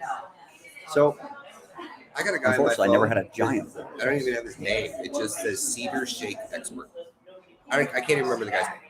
But I can't tell you how many times I've called other PAs just to ask a question. And so most of the time, the PAs are super gracious about it. They say, yep, this is my expertise. I'm cool with it. I'll give you a couple examples. I used to call Rachel Binns up in Iowa all the time because if there's somebody who's going to go through a policy literally word for word, it's her. And I would come across policies and I would say, shit, I'm missing something. I'm missing something in here. There's an endorsement or an exclusion or there's a comma somewhere that I'm just missing. I would call her and say, hey, can you look through this for me? And I would get this massive list of notes back all the time, right? Kyle Herring at Strategic. Like, I would call that guy just to pick his brain because... Mary? No, Herring. There's a Kyle Herring? There's a Kyle Herring that works for Oh, you said Strategic. Yep. I'm sorry. Michael Freed. These guys, there are guys in this industry who truly know kind of the depths and droves of things that most people don't. Brandon Lewis is someone that I've called on several times. He's owner of Strategic, and he's in Georgia. in Georgia. And he's because they have an office. They have an office. Well, they have an office here now too. But yeah. Frank, Anyway, I think I used to call Frank before this. Jack Hanks. I mean, there's a lot of guys in this industry that have been doing it long enough that inevitably they have run across a scenario that you may be stepping into for the first time, and they may not have the right answer, but they're going to give you a direction, right? And you can maneuver around it from there. I remember what I called Brandon about. It was a BI thing. I'd never dealt with BI, and I was looking for some guidance on it. And he didn't want to. We didn't go directly into what to do, but he said you need to call this guy and have him handle it all. Yeah. And that guy probably That's what did. I want. That guy probably did, and he probably did a hell of a job. So I think so. I was not the claim owner of that one, so I handed that name off, and I gotcha. Not on that claim anyway. Asbestos slate siding, huh? Oh, I've done a lot of asbestos slate, or asbestos tile, I would call it. Asbestos slate siding, is that individual pieces, or is it still a strip? And it's just using all the time. Is there something that's different about a slate? Asbestos slate? I don't know. I've never heard that term. I don't know. But that's okay. Asbestos is interesting, especially on an exterior. If you aren't cutting the tile, then you don't even really need to use a wet method to take it off. But you have to be able to get the fasteners out without cutting the tile in any way, because it isn't that friable until you're cutting or crushing it. Yep. It takes quite a bit of effort. So generally speaking, it doesn't take a horrible amount of abatement. It almost looks like a shake. Sorry, I just spoke over you, but if it's a siding I think of, it almost looks like a shake. Have wavy shaped overlap. Yeah. But I've done mostly roofs with those. And an interesting aspect about those that a lot of PAs and contractors probably have a hard time with. If there's wind involved in asbestos tile or asbestos siding, roof or siding, it might buff it, it might chatter, and that might loosen the nail, and the nail's going to come out slowly as it chatters, and the thing's going to slide back down the shaft of the nail, and the nail's going to stay up. And now it's very, very loose, but it hasn't broken because these things are very resilient. Yeah. I mean, there's a reason that asbestos existed, right? Yeah, I mean, it was, with the exception of, mesothelioma, right? Right. Cancer, outside of that, it's a miracle material. Okay. There you go.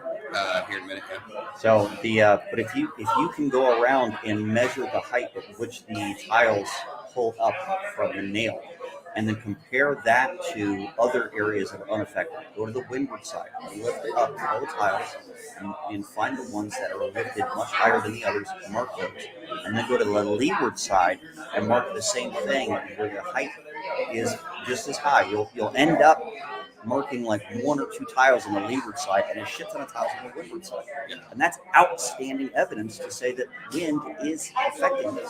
Because if it was just working its way out because of wear and tear or something along those lines, where the wood in the attic is constricting and shitting nails like normal nail polish, then it wouldn't have such a discrepancy between the windward side and the leeward side. So I would highly recommend you think about evidence in that way. Go to the unaffected areas and see if you can identify the same damage in those unaffected areas as you do in the affected areas. If you can't, then that's good evidence that it might be the cause of loss you're suggesting.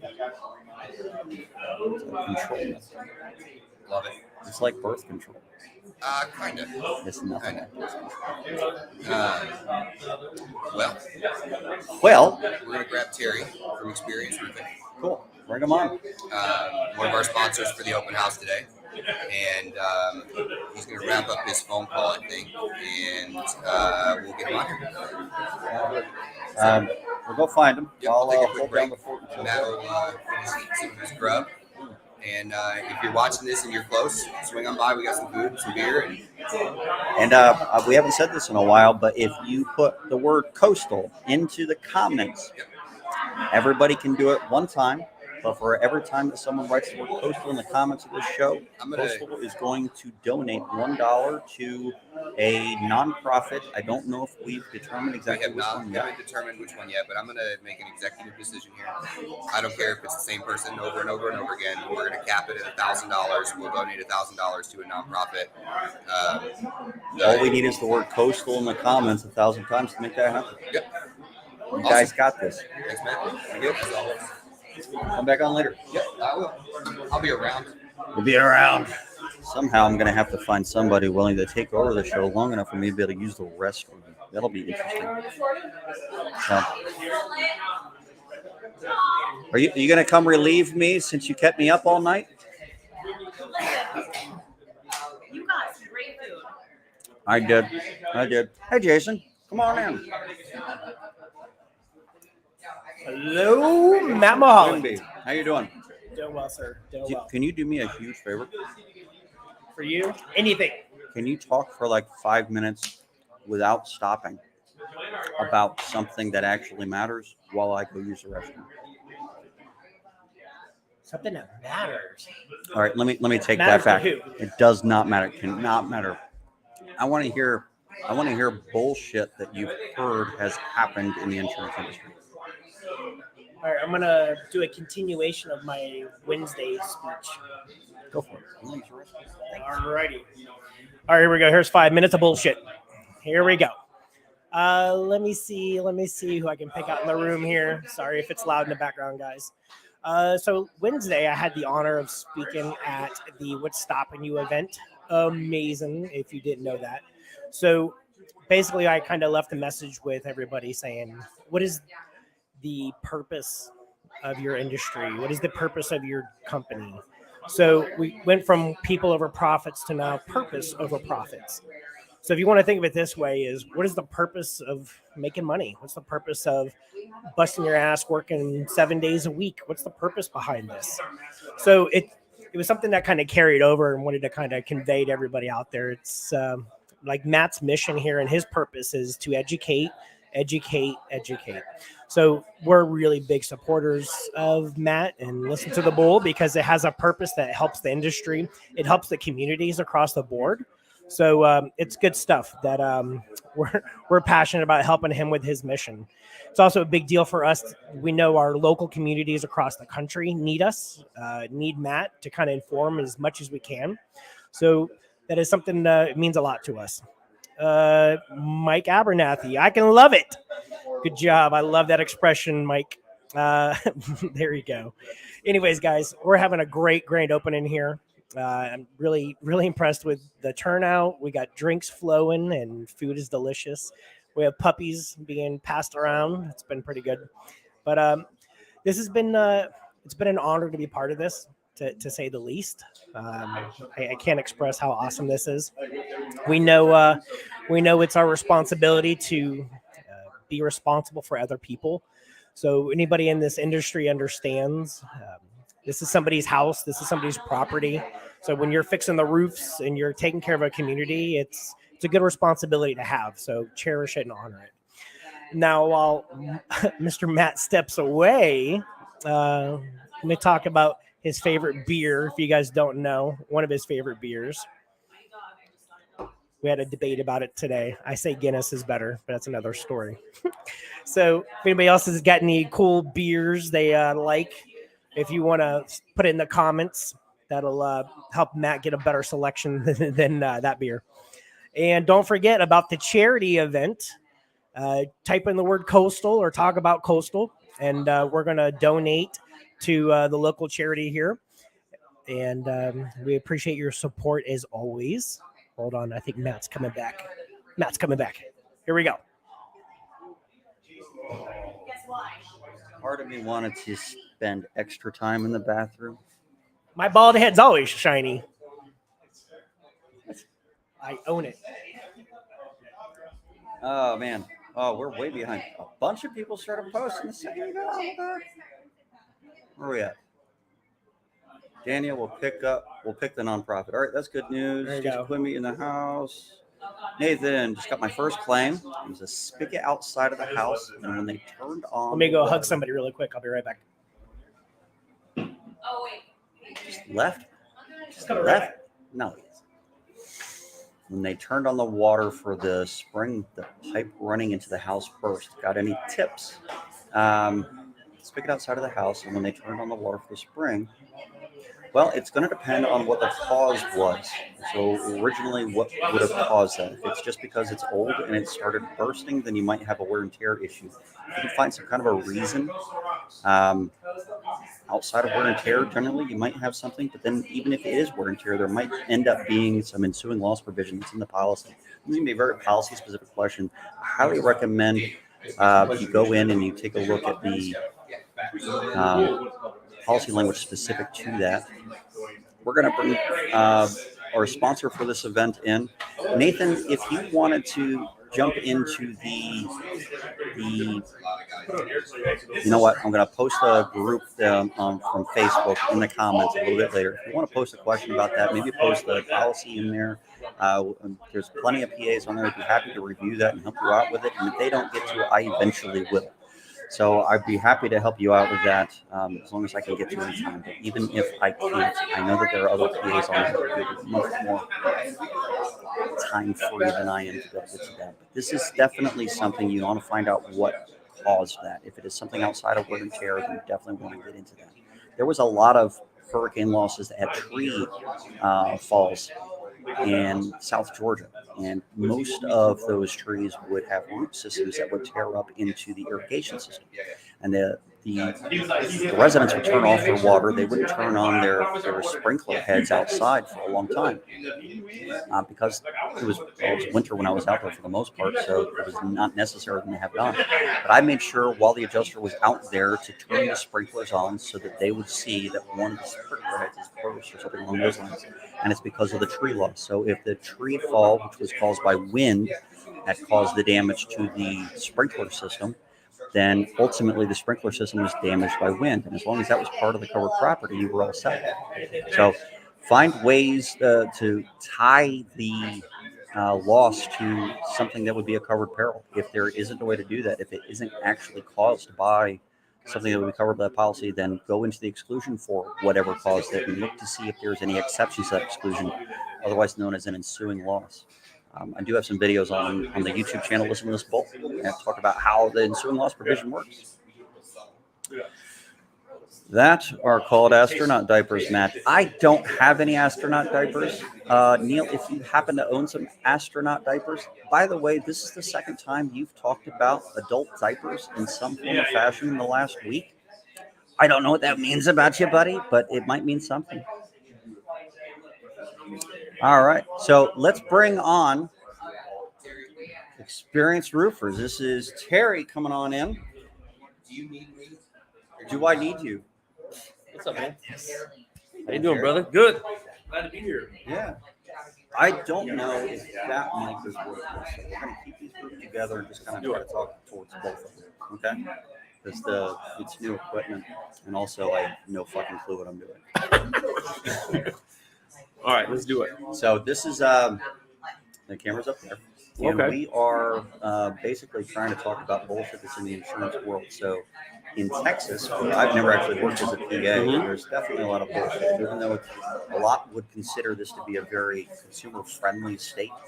A little bit easier to deal with claims in this state than others, and more difficult in some ways in this state than others. What is the worst bullshit you've heard on a single claim? The worst bullshit probably is, you go up there, and there's certain insurance carriers that, I'm not going to say it on here, but there's certain ones that they'll just deny stuff just to deny it. I guarantee you, if you're in the roofing industry, if you're in this construction business with roofing, you know what two carriers I'm talking about, all right?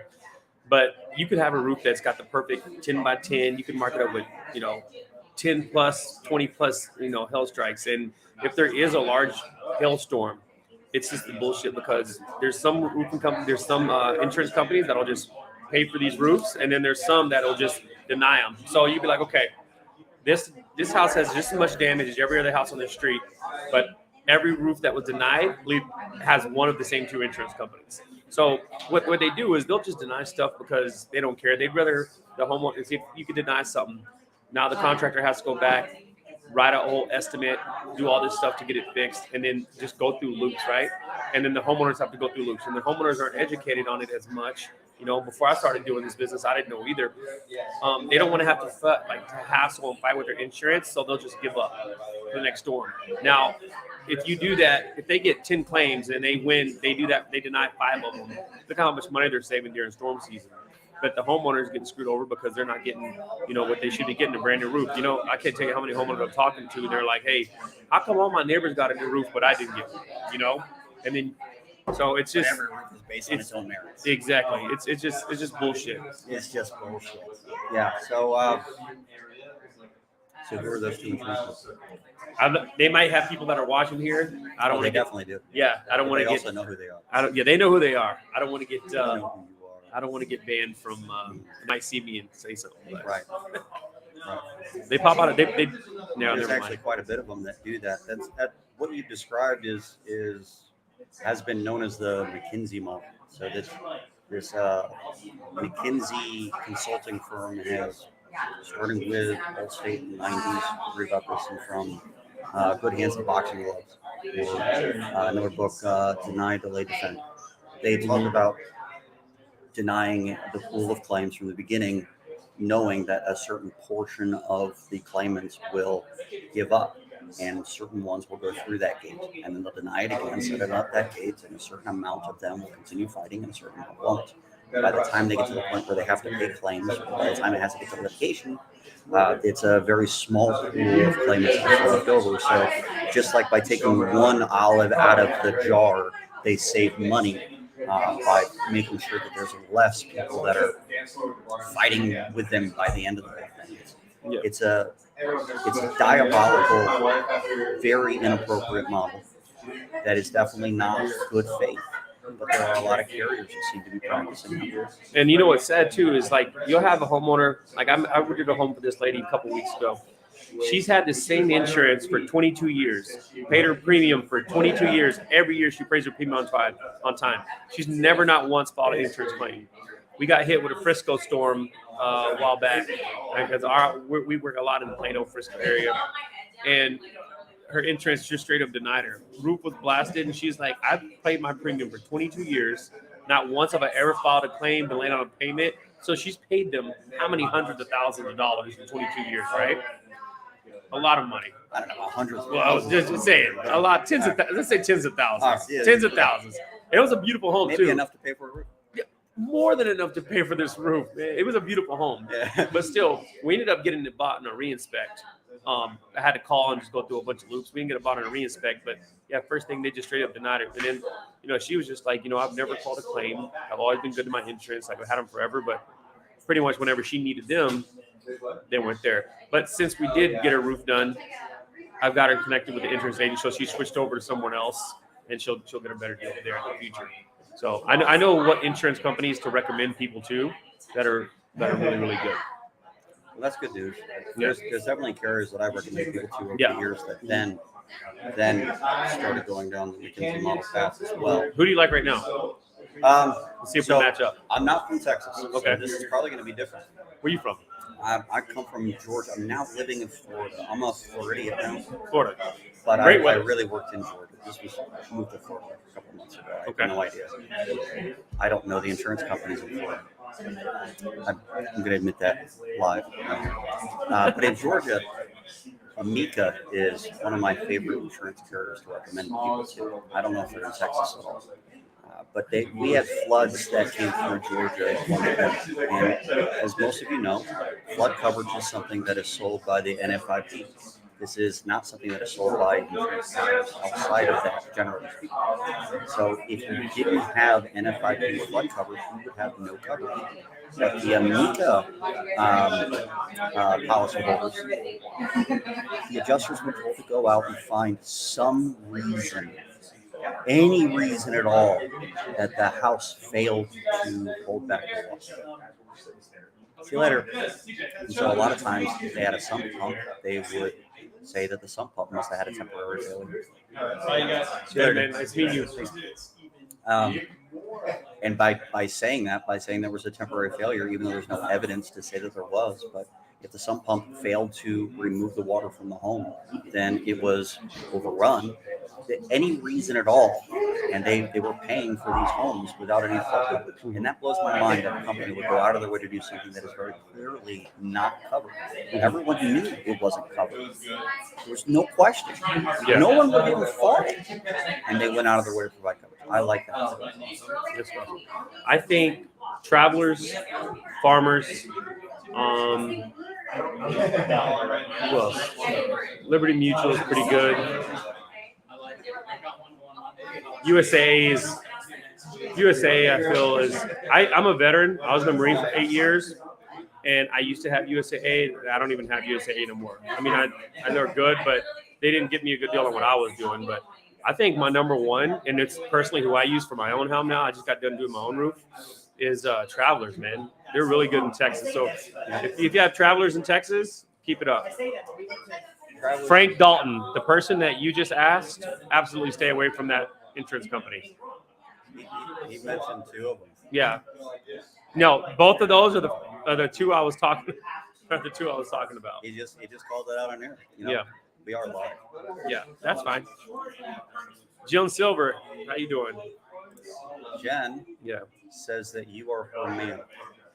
No, I heard that she's single. she's a friend of mine. I'm actually engaged. I'm getting married June 16th. Really? Yeah. Well, you need to tell your fiance about him. Did let her know? Immediately.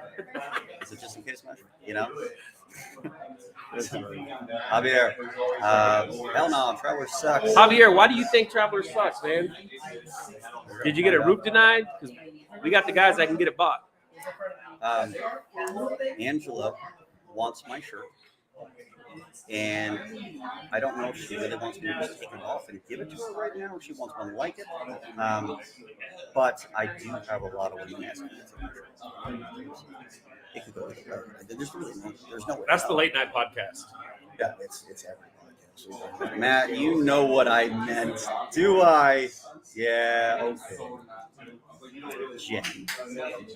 So Terry, tell me about your company. All right, so Experience Roofing. All right, we're a nationwide company. We're based out of Utah. All right, and then that's where Jen is, you know. And but yeah, my business partners and main owners, Jamie and Josh, Jamie Sag and Josh Powers, they're out there. And I own the Texas market out here. So I run the Texas market out here. My office is based in Frisco, Texas, right by the Star, by the Cowboys practice field. And we have been in the market in the Texas for 7 months and already just absolutely destroying it. We're in all of DFW, all right, Austin, San Antonio, and Houston. We got markets open in every one, so we're doing great, man. We got, if you look at our website, experienceroofing.com, amazing reviews, all 5-star reviews, just doing good work. It really, we don't have to pay for it. We don't have to pay for them. Oh. My homeowners literally do it, and you can call them, and you will work with high-end clients that I'm like, okay, well, you've only been in here for 7 months. Like they can call or they can call any, whoever they want for review, and they'll brag on them. But I work with a lot of realtors and with a lot of realtor companies and stuff who send us a lot of business, and even with those kind of people, if you're not these high-end real estate companies, if you're not doing good work by them, the jobs are going to come. And then we've had 2 pretty big jobs that. Coastal Claims has actually gotten taken care of for us. We're working on a 3rd right now that's about to get approved. We're just waiting on the paperwork, but we've had 2 where James with Coastal Claims, they've gotten taken care of for us. And it was with 2 carriers that I said on here earlier, but we got them all fixed up. One took a little bit longer than the other, but the homeowners are super happy. They're getting a new roof. They got it for more than what the original claim would have been. So we were able to take care of all the damage. So, That's great. yeah, they're great, man. That's great. So you might have been like the beta test for the market. Maybe, I don't know. They're working. We don't like to have to get a PA involved as much because that means the roof got denied. But we're glad that if we need to get one, we know who we can count on them. And I've heard that it's a little bit hard to find a PA out here that will take on residential roof claims or something along those lines. Or was this a larger set? No, these are residential. I don't know if that's even true. No, these are we just residential. There's a couple of really good PA companies out here, but yeah, all the ones we've used so far have just been residential. So I actually we gotta do an inspection May 7th on a big commercial job. So I'll let you know if we need a PA for that one, how that goes. In my opinion, I think that if you have a commercial job, you should probably have a PA involved in that. At least to verify coverage. Commercial policies are very different. Oh yeah, And the way that they're built is just different. So the coverages are completely wrong.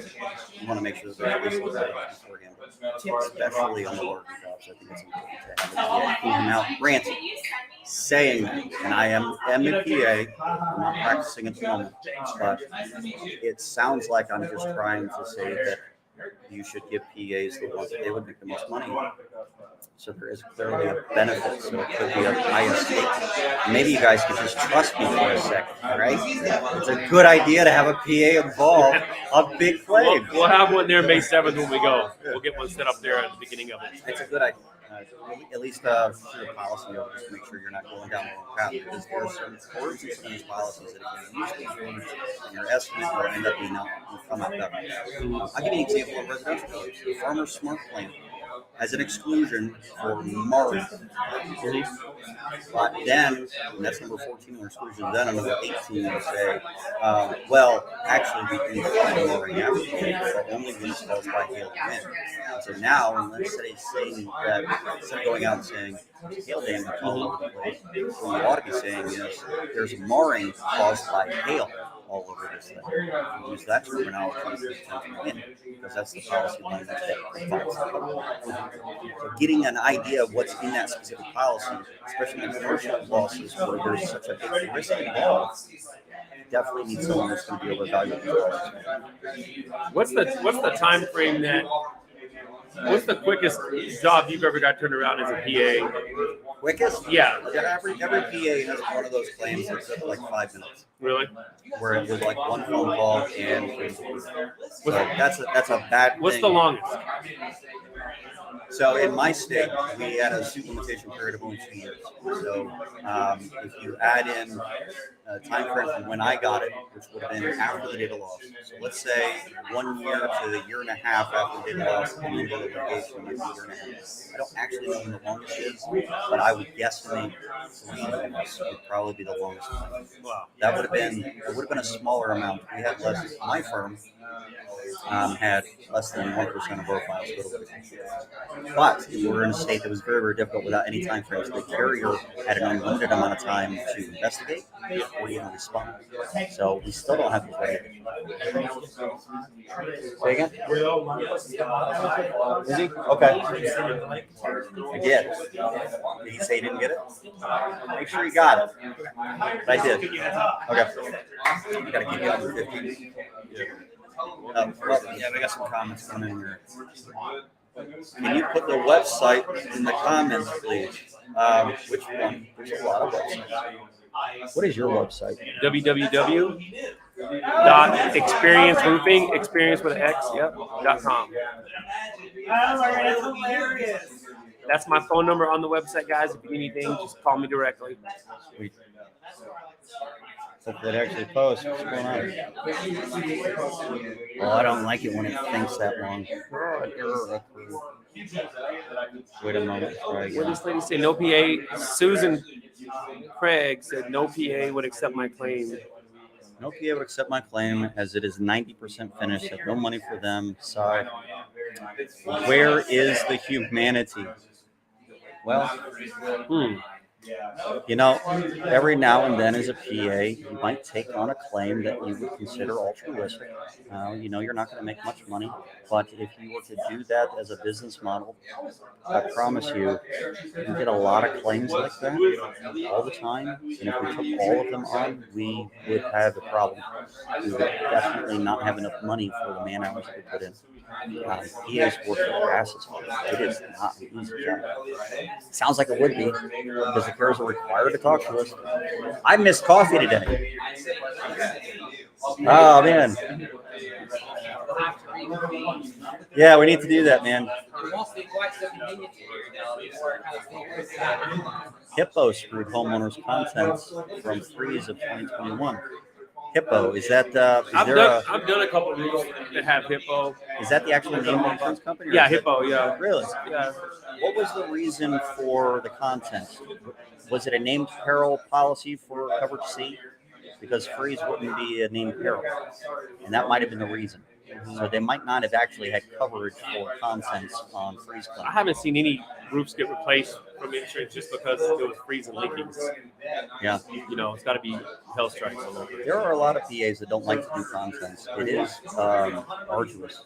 And every single item has to be, thoroughly identified for like kind of quality. Then you have to go and find it online. You have to figure out how much it costs, and then you have to figure out tax, installation, shipping, all that most people completely ignore.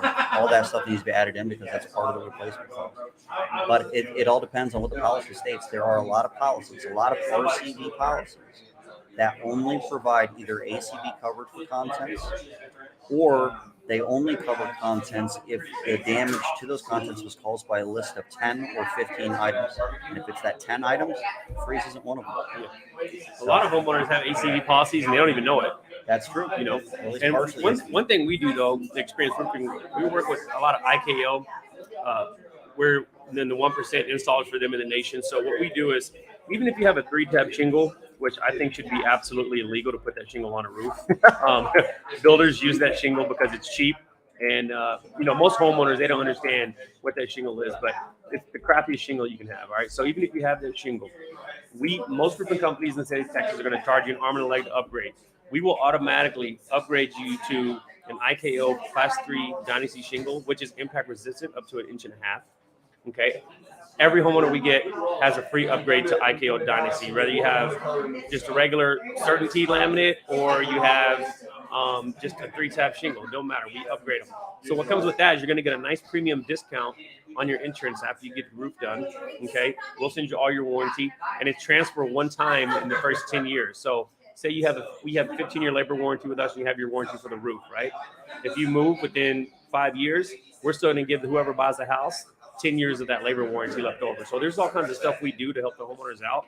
And the good thing is, when you put a better shingle on your roof like that, say you get blasted with hail, because in Texas, no roof is going to go 30 years. That's perfect condition, all right? Say you get blasted with hail in 8 to 10 years, maybe even 5 years, you need to get your roof done again. Now insurance has to pay for that upgraded shingle that you have.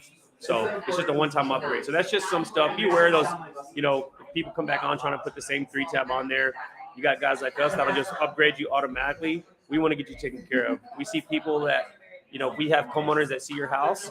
We want them to be happy when they see your roof and be like, man, who did that? Just put the same crap you had on before. So I think insurance carriers prefer they put 3-tabs on, since there's no way it's going to last 30 years. It's going to get hit again. And they don't want to pay out more down the road. Do you think they would prefer the homeowner put the 3-tab back on? I have no idea. They're going to pay for more roofs, but it's going to be cheaper. But it's they're still paying for more. I've seen roofing companies that replace a 3-tab, and literally a year later they got to replace it again. You know, those they just I think they're the worst shingle. I think it should be illegal to put those on people's homes. I think that they should eliminate OSB from roofs. You don't think the OSB should be on there, though? I do not. If you start tearing off roofs from OSB, when you put a nail through OSB, a little chunk kind of splinters off on the bottom. Now it's thinner. Yeah. So there's a certain thickness that has to maintain. When you start tearing roofs off, you might tear chunks out of the top of it. It's definitely weaker than it was. You're going to put nails roughly into the same place again, and then you're going to punch a little bit more of that material out. Well, let me ask you this: in Texas, they won't pay for rotted decking. We can't get them to pay for rotted decking, and this is a big one. See, he's getting his beer ready for this conversation. So look, say we rip off the shingles and we rip off the felt. All right, you got some companies who don't rip off the felt. You're not supposed to do that. So take all the felt off, make sure the decking's all good.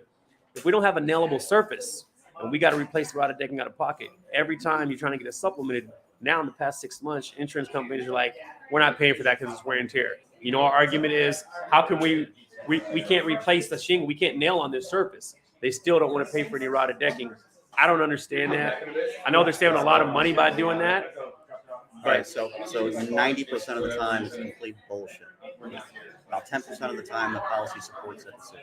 Yeah. Almost every policy excludes rot and excludes wear and tear, but excludes it as the cause of loss. And that's not the cause of loss.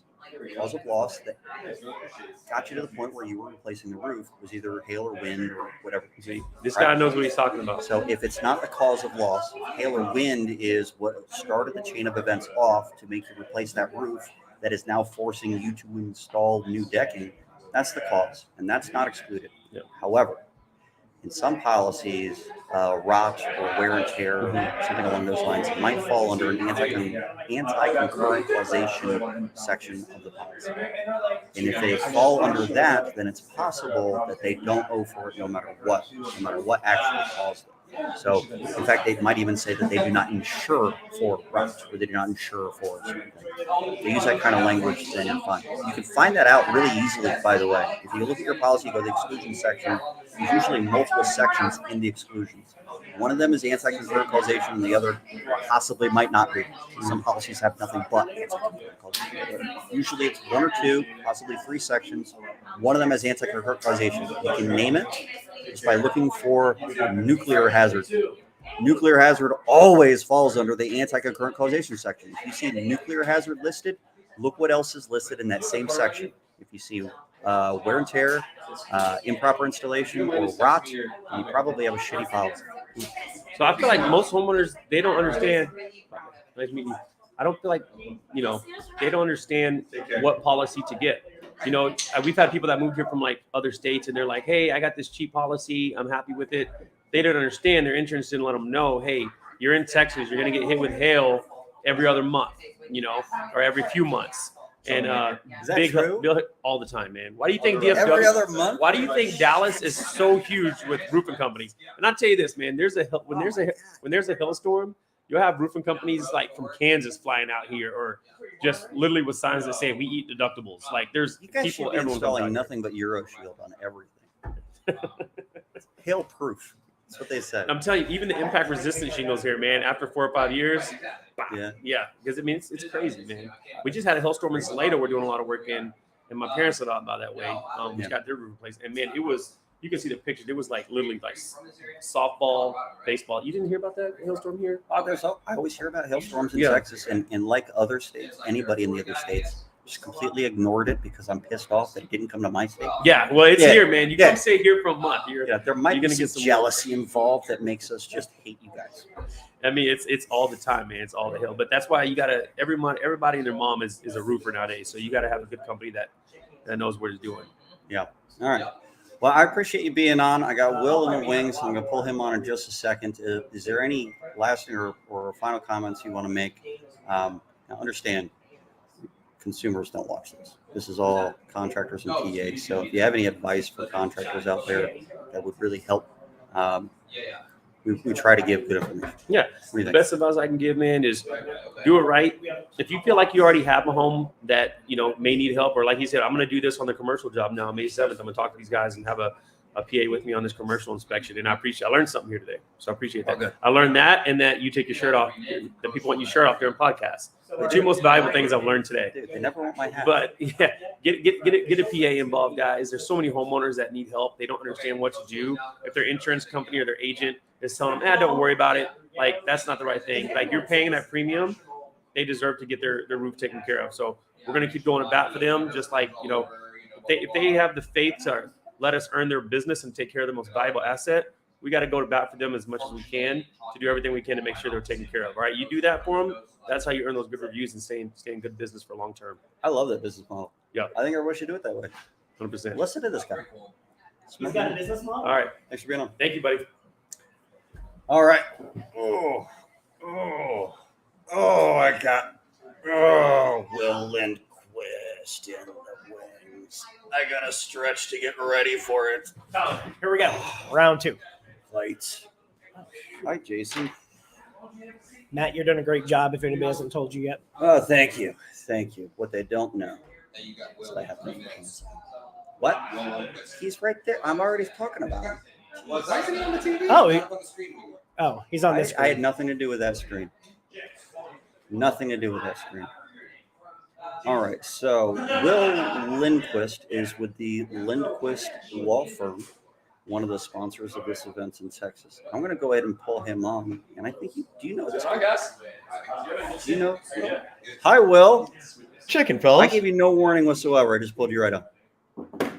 I'm here. It's all good. Oh, crap. I can't should be hear there you. in person. Hey, Can you we have hear a me? technical difficulty. Bear with me in just a second. I might ask you to say things out loud a few times. All right? Hang on. All right. You guys don't know this watching the podcast. There's a lot of moving parts behind the scene. We have TVs, monitors. We have all these different sound connections going on at the same time. Say something real quick. Let's try that. How's that? No. All right, hang on.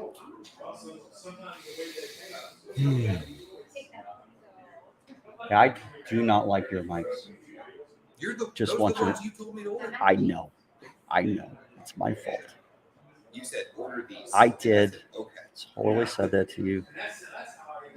These are not designed for someone that has someone calling in from outside their own studio. The phones. Man, I need it on that. It's the only way I'm going to be able to hear Will.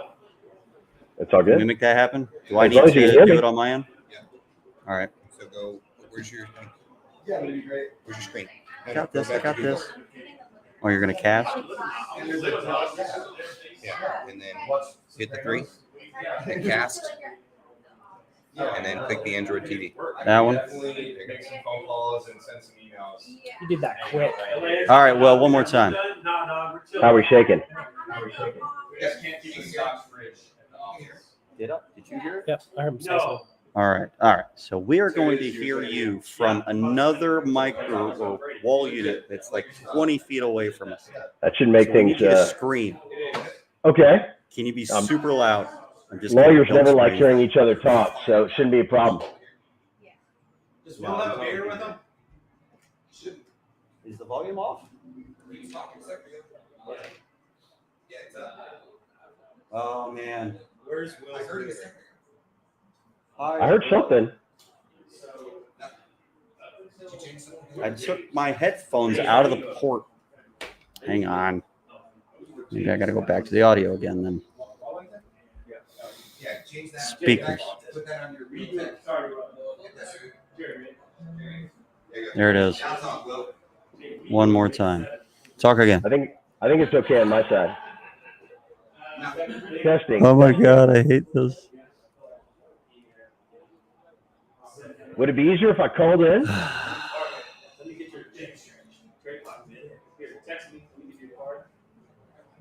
You know what? I'm gonna cheat it again. Put this back in and act like that was something. And I know our audience can hear you just fine, Will. It's really just us. Okay, well that's important. I didn't do it either. This is horrible.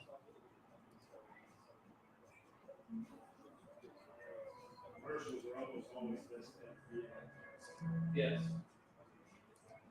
If it's coming out of there, how come his voice isn't coming out of there? That doesn't make sense.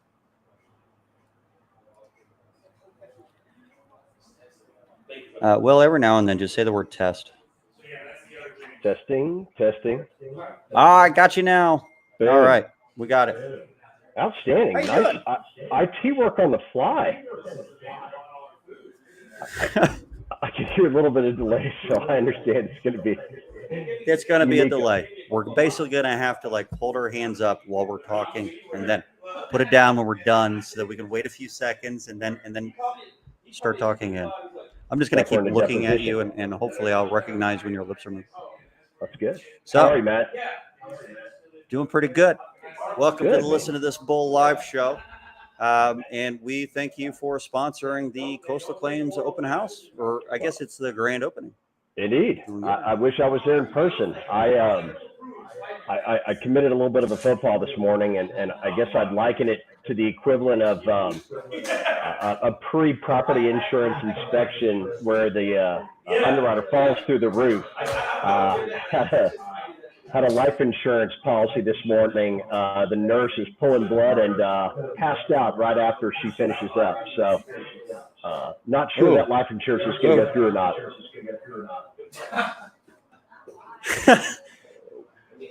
Are they going to find out that you're actually dead? Yeah, give it 2 or 3 days. Yeah. What if while getting life insurance or tested to see if you even qualify for it, they accidentally kill you? What do you think happens? Yeah, I used to defend life insurance policies. There'd be an interesting argument on the binding nature. Really interesting. Yeah. I mean, they might be. Would they be liable? I mean, you might have signed off on some kind of a hold harmless agreement or something along those lines. But I think I'm just getting old, quite frankly. I don't know. It's an interesting thought. Let's hope that never happens to anybody. Indeed. So, well, like I said, sorry for what? You go first.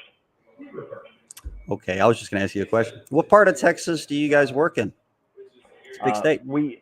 I'm in Houston. That's our main office. We have one in Corpus as well, and just shut down the Dallas office. But we get enough to go around down here.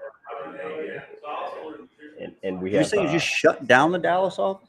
Well, it's easier for me to meet with clients. You don't really need it for intake these days. So it's good enough with our operation to have just the Houston and the Corpus, and we get by with that. So it works out. That makes sense. So on this show, we talk about bullshit in the insurance world, things that happen that just make no real sense. It's clearly coming from maybe possible bad faith or something along those lines. So I've gotten everybody that's been on the show so far today to tell me a story about the biggest bullshit claim they've had to deal with. Do you have a story you could tell us? Several, but I'll tell you the best one, I guess, or maybe top three. This is one from about 2 or 3 years ago, where it was a large hail loss down in the valley, and just to give you some relation, Matt, South Texas is very good venues for us. Very, they get out, they give big verdicts, and historically just great juries. Variety of these claims, and I actually have a live case. I've settled every one but one, so I can even tell you the carrier because they've now moved out of South Texas, called United Fire. And what our friends did, about 3 years ago, they got into this market. That's not true. Actually, about 7 years ago. But they started putting in the cosmetic damage exclusion that everyone is now familiar with. Well, this particular claim, in fact, a series of claims, Matt, had an engineer, as you often see when they're claiming cosmetic damage. But the unique point about all these claims that I found out, maybe we found out about a year into litigation and discovery, was that this engineer, it's common for them to meet with the lawyer in the case. Nothing wrong with that. But what's not common is for this disinterested, independent expert to meet with the lawyer a month after the loss and a month after these claims are made, and create a template for an expert report that would then be used to deny approximately 103 cases down in the valley. And so this case was fun because the other lawyers were just total, they didn't behave nicely. And eventually it came out that these guys had been working together from the very beginning, which is highly inappropriate. And not only that, but then one of my 6 cases down there, they invoked appraisal. We get a big award back. And the lawyer, not the adjuster, the lawyer writes me and says, well, we see you're called a $500,000 appraisal award, but cosmetic damage exclusion applies. Here's $18,000. No real rationale. Just here it is. Sure sounded like an adjustment of the claim. And so, based on what we knew at that time, there's a lot more craziness. But if you ask for the worst, this is really it. Insurers behaving badly. We actually sent a demand letter in Texas. You have this little thing called the 542A letters now, where it's essentially a pre-suit notice letter you have to send 60 days before. But you send it, and the insurance company has the chance to pick up legal responsibility for any adjuster on the file. Well, adjuster is defined very broadly under Texas law to include any representative. So why not put the lawyer on notice? Hey, pal, you adjusted this claim clearly. We know when you met with the engineer. We know what you've been doing on these files. And by the way, we know the decision you made, the coverage decision in this claim. You're on notice that we're going to sue you individually and your law firm for adjusting this claim. Well, no surprise, within about 45 days, that law firm moved on, and it is now with a different set of lawyers, and then we ultimately resolved the entire set of cases. But if you're asking the craziest bullshit, nonsense drama I've ever seen, at least that I can remember the last 5 years, yeah, that's probably up at the top of the list. That's pretty good. That's a pretty good one. Did they end up getting any kind of verdict against acting as an adjuster? We got well, they were disqualified in Texas. If you're a fact witness and you can't practice law and be the attorney for the counsel of record and still be a fact witness, which they clearly were. So I think, let's just say they recognized some concerns they had on the claims, and it was a favorable resolution for all of our clients. I only have one pending because my firm was just brought in to a new case same storm though. But we're going to have some fun at that trial in late August if they don't pony up. But it's a good and a bad thing. We would have loved to tell the story, but sometimes they take care of you on claims, and I think it was a favorable resolution for the client, so we couldn't tell the story at trial. I mean, it doesn't matter. With the whole purpose is to take care of that client. It's not to take care of all the clients in the future or anything along those lines. You have one client at that moment. That's what you have to do. We do the same thing as well. So it makes sense. It was enlightening, and we did get at least a good order from a court that compelled the production of all their claim file, even after they've been represented, because the argument was, hey man, Judge, these people have been adjusting the claim. This isn't attorney-client privilege. This is an adjuster masquerading around with his lawyer hat on, and that's not privileged. And there's one case in Texas, Matt, literally, on point, and she agreed. I mean, that's essentially what it says. So once they mandamus to that Court of Appeals essentially said trial court got it wrong, but during all that stuff,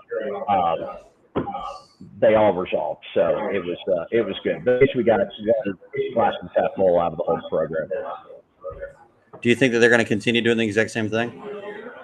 Well, they moved out of the entire area, so. And unfortunately, the biggest problem these people have now is trying to now get insurance for a big carrier that didn't want to carry coverage anymore down South Texas. And,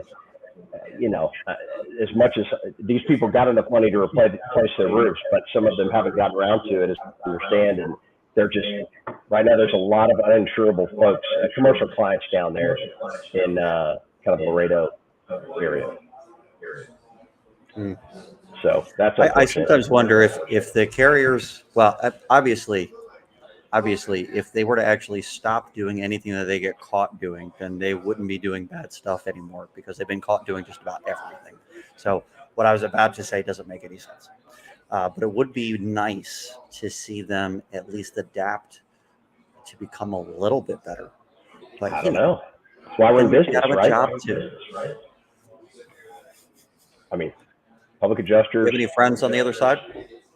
Oh, of course. I was on the defense world for my first 7.5 years or so. So I keep up with my folks on the other side. Or do you guys have inappropriate conversations about cases together?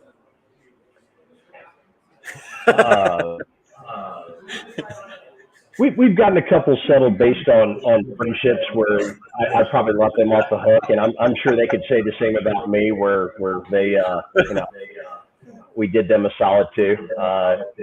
Everybody screws up in this industry. I'm not talking about malpractice, but I mean there are a variety of things that, Yeah. No, it's true. If you ever come across somebody that says that they've never hurt a policyholder by accident, they're just lying, or they don't even know. Which is even worse, I think. So, you can't even tell that you messed up, then there's a big problem. That's right.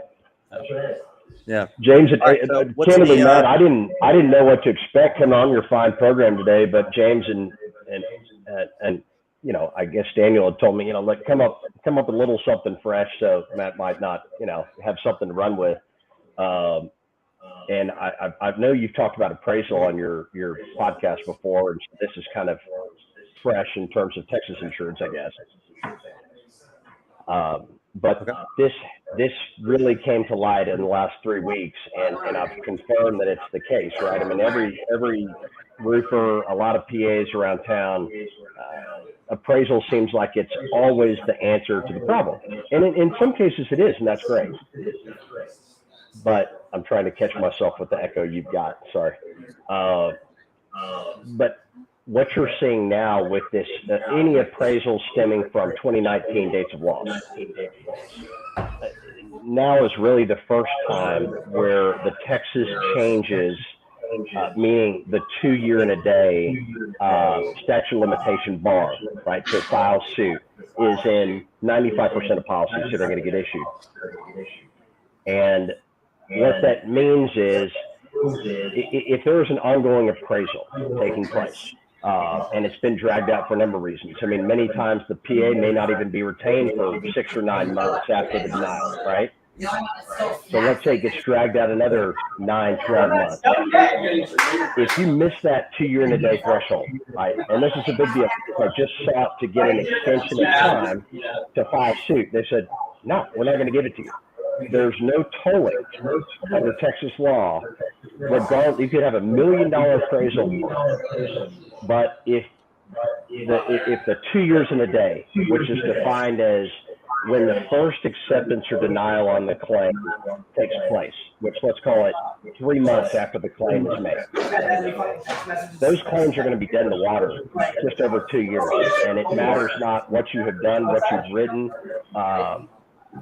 And I saw this bore out again in the last 3 weeks, where you're starting to see a couple of cases weigh in on this 2 year and a day limitation, and they're saying there's no tolling. If you don't file suit on time, it does not matter what has happened. And so I guess my fear is, and this is a word of the wise, a little bit of a warning, that if you have a claim that has been lingering around, check those policies and be ready to get, someone in the wings, I guess, to get that case back if you're starting to sniff that potential statute of limitations. It's a really big deal. You're going to feel a lot more about it, but I can tell you, I tried to State Farm and Travelers separately. One of my colleagues reached out and tried to get, hey, we're coming up on the statute, thinking it would be no big deal. Of course they would agree to an extension. And they both said, no, we're going to hold you to the terms of the policy. So we had to file suit even though we have an active pending appraisal with no award. So it's a big deal for late filed claims or for claims that have just dragged on for a long period. That's really a scary situation. Would you recommend that people to attempt to get an agreement made before appraisal, that they agree to toll the time of appraisal beforehand? That would be, in a perfect world, that would be ideal. But I guess I see two problems with that. One would be they might try to accuse you of, unauthorized practice of law, which is always their throwaway argument. It's like the UPPA at the roofers these days. So, but if not, even if the other appraiser agrees to it, I don't think that would be legally binding because they're not an agent of the insurance company, right? Even the adjuster. I wouldn't ask the appraiser though. So maybe when you send in an appraisal award, agreement with the adjuster to go when you're going to appraisal, agreement with the insurer, you could ask them to allow the appraisal, whatever time that is, to be told, so that it doesn't dig into the suit limitation period. They wouldn't have to agree, but if they did, it's definitely not in their best interest to agree. Agreed. I guess I'll play the devil's advocate on that. Even if the desk adjuster, they can't agree. There are plenty of provisions in the policy that they're not going to waive and they can't be held liable.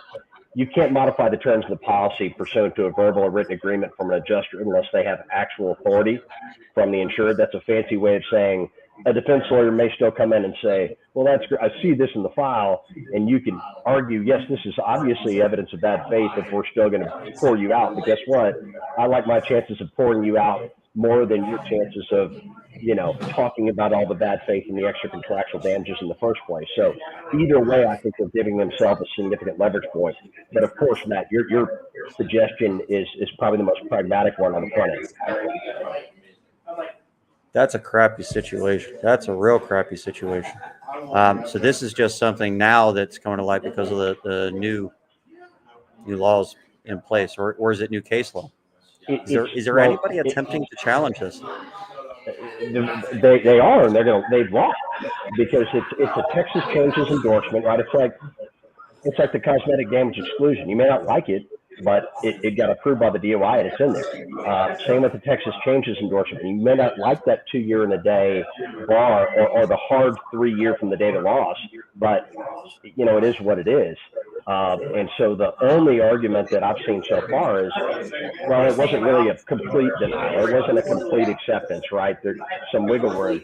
But the only 3 courts that have weighed in on it said, the very first, denial in the file, even partial, was on this date, policy's clear, we're sorry. And the reason why you're going to start seeing it more, Matt, is this really started to get incorporated in policies in 2018. And so it's just still fresh, right? It hasn't been utilized I mean, the first major date of loss that really would have triggered this stuff is from 2020, right? Early 2020, which pandemic threw out a lot of stuff. And so that's why I'm telling you, you're going to start seeing this a lot more in the next 6 months in terms of a trend in litigation and a trend in people just wondering, hey, public adjuster, or, why didn't you advise me about this in the policy? So really, Coastal is very good. They're aware of this, and I think most savvy public adjusters have somewhat caught wind of this, but they're arguably going to be on the hook if you get barred a limitation and somebody didn't get brought in and bring this to the insurance attention. So it's a stark kind of a red light warning sign to folks out there. So if you were to have an award come out after the suit limitation period had expired and the carrier decided not to pay it, obviously you can't sue them to say that you need to pay this award. But could there be some fraud allegations that could go to an attorney general's office or something along those lines as associated with that? I mean, sure, right? You could complain to the DOI. You could make a fraud allegation. The most recent thing I saw from another public adjuster that had a law firm, they just didn't, how would I say this without breaching confidentiality? What I'm trying to do in their case is say, okay, well, the prompt payment of claims statute of limitation is 4 years.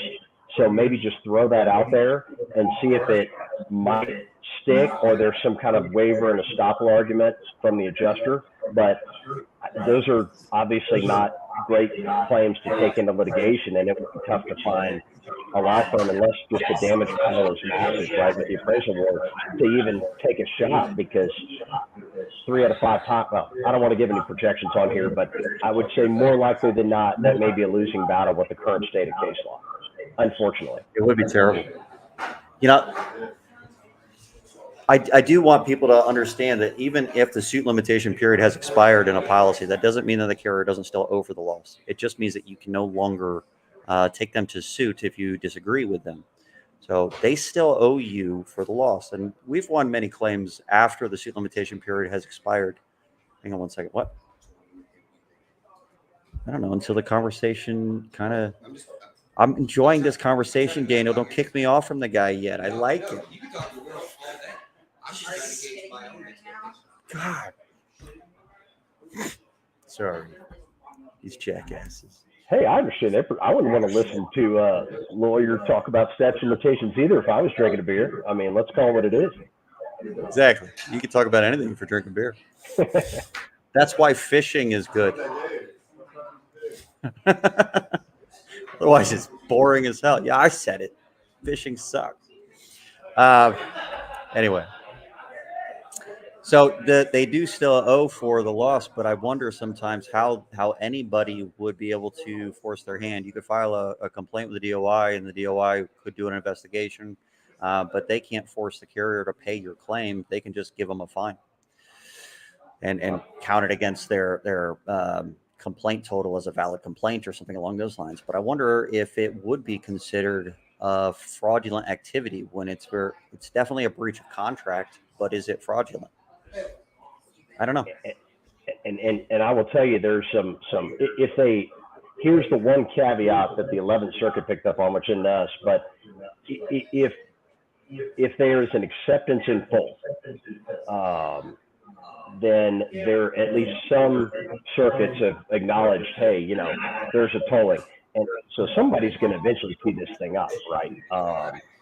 And to your point, Matt, of course, a lot of desk adjusters may not even be aware of this, right? I mean, this is a very technical argument that, again, lawyers get a little bit nervous when you talk about statutes and nobody wants to miss deadlines. But in practice, this may never come to light in 8, 9 out of 10 claims. But when you get that big old award on a commercial appraisal that you've been working on for 2 years, that's where somebody might run it up the flagpole, and in-house counsel gets involved with the carrier, and they say, well, you may want to think about looking at this.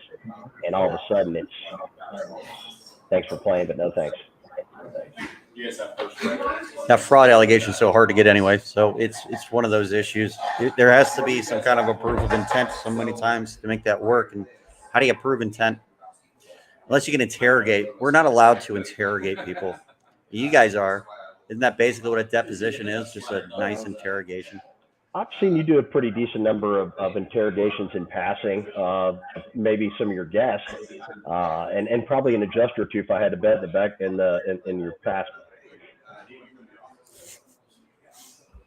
I have an attorney friend that has promised to let me sit in on some depositions for some of my own claims that happen to be in there. He says that that's okay as long as you don't talk.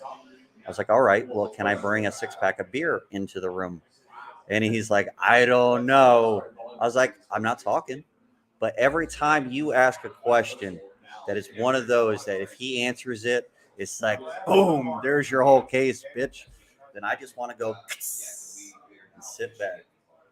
Have you been deposed? And if so, how many times? I've been deposed 3 times. Only 3 times. Pretty good, honestly. I don't know if that means anything.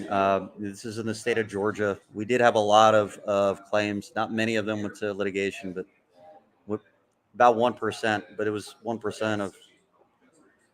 There would have been somewhere around 100. Say again. I'm halfway through this. These are really good. I'm drinking this chocolate stout. Do you like stouts? Will? That looks very unique. On occasion, I'll say that. Yeah. This one's amazing. Not exactly So, a light beer. What else? You got the floor, and if our time's up, that's okay, man. I was just coming on to. Frankly, I missed you at Win the Storm if you were there.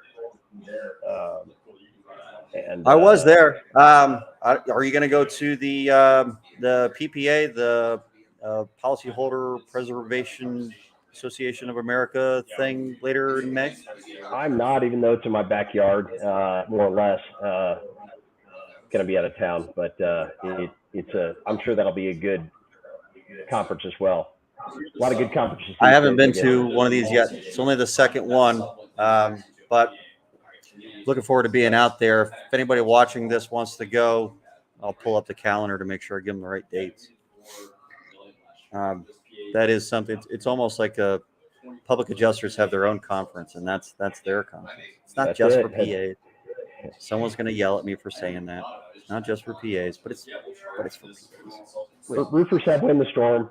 You guys have this one. I think there's roofers are at Win the Storm. So are public adjusters, but it's really for roofers, right? Right. Okay, so May 18th through the 20th. Now I said the right date. No, hopefully that'll be a good one, but I'll see you at another one, I'm sure. So before I let you off of here, because it's really starting to hurt my neck to look to the right. I'm old. Is there any final statements you might say to my audience? Most of the people that watch this show are contractors or public adjusters. Any good advice you can give them for Texas claims that, other than the appraisal stuff that you just said, because that's a scary thing. They definitely need to be watching out for. Final statement. Final statement. Hopefully by that mid-May date you just mentioned, we're going to have a ruling from the Corpus Christi Court of Appeals on an issue that is near and dear to my heart, and I think probably a lot of contractors and PAs as well, which is the use of past Google photos when you're trying to present in the contractor perspective your scope of loss. And someone will come in and say this damage was there previously. Look at the Google photos, right? Probably more along the lines of PAs as well, but it happens to all of us. And we are trying to. We had a ruling at the trial court level, and now it's up to appeal. And I think we're going to win this issue, Matt, which is it's a lack of authentication. The engineer can't state definitively that the date that the Google photo was taken was in fact the date. And so anytime they try to rely on those, we're trying to basically get an evidentiary bar across the board, so insureds don't have to be looking at Google photos that may or may not be from 5-7 years that allegedly show all damage. We're really trying to get some new law and some traction on that. So I guess final statement would be, stay tuned, and if that comes back in the insured's favor, hopefully you will see less and less of it in your practices. Well, I suddenly have a crap ton more questions. That's a topic I'd love to dig into. This is not working out very well for us, though, the communication, the lag. I'd love to have you on the show during our normal Tuesday sessions, if you have a chance, where we could actually talk about that. I think that's a great topic. We might even start talking about other programs such as Nearmap or something along those lines. I have a lot of claims that I could tie some information from that have some really grainy ass photos that they were trying to say was damage or something from the ground. We could even get into photos from the underwriting inspections or the tax assessor's offices, because a lot of those don't really show you very much damage, and they try to claim that everything is pre-existing. I love that topic. I definitely want to do that with you again. But this is killing my neck. Would it help if I turn to the right too, just to make you feel better and talk this way? It doesn't help. No, I wish. I honestly wish the TV was on that side now, so I could. Oh God, that felt good. I think I just popped it. Oh. Trust me, I wish Thank I you was for there. being on. I appreciate you being a sponsor for the grand opening. Coastal thanks you, and thank you so much. Let me post your website or email or something in the comments real quick, though. What do you want me to post? LundquistLawFirm.com, if you would, I guess. LUND. Oh, just like the screen says. LundquistLawFirm.com. Easy enough. We got it. All right.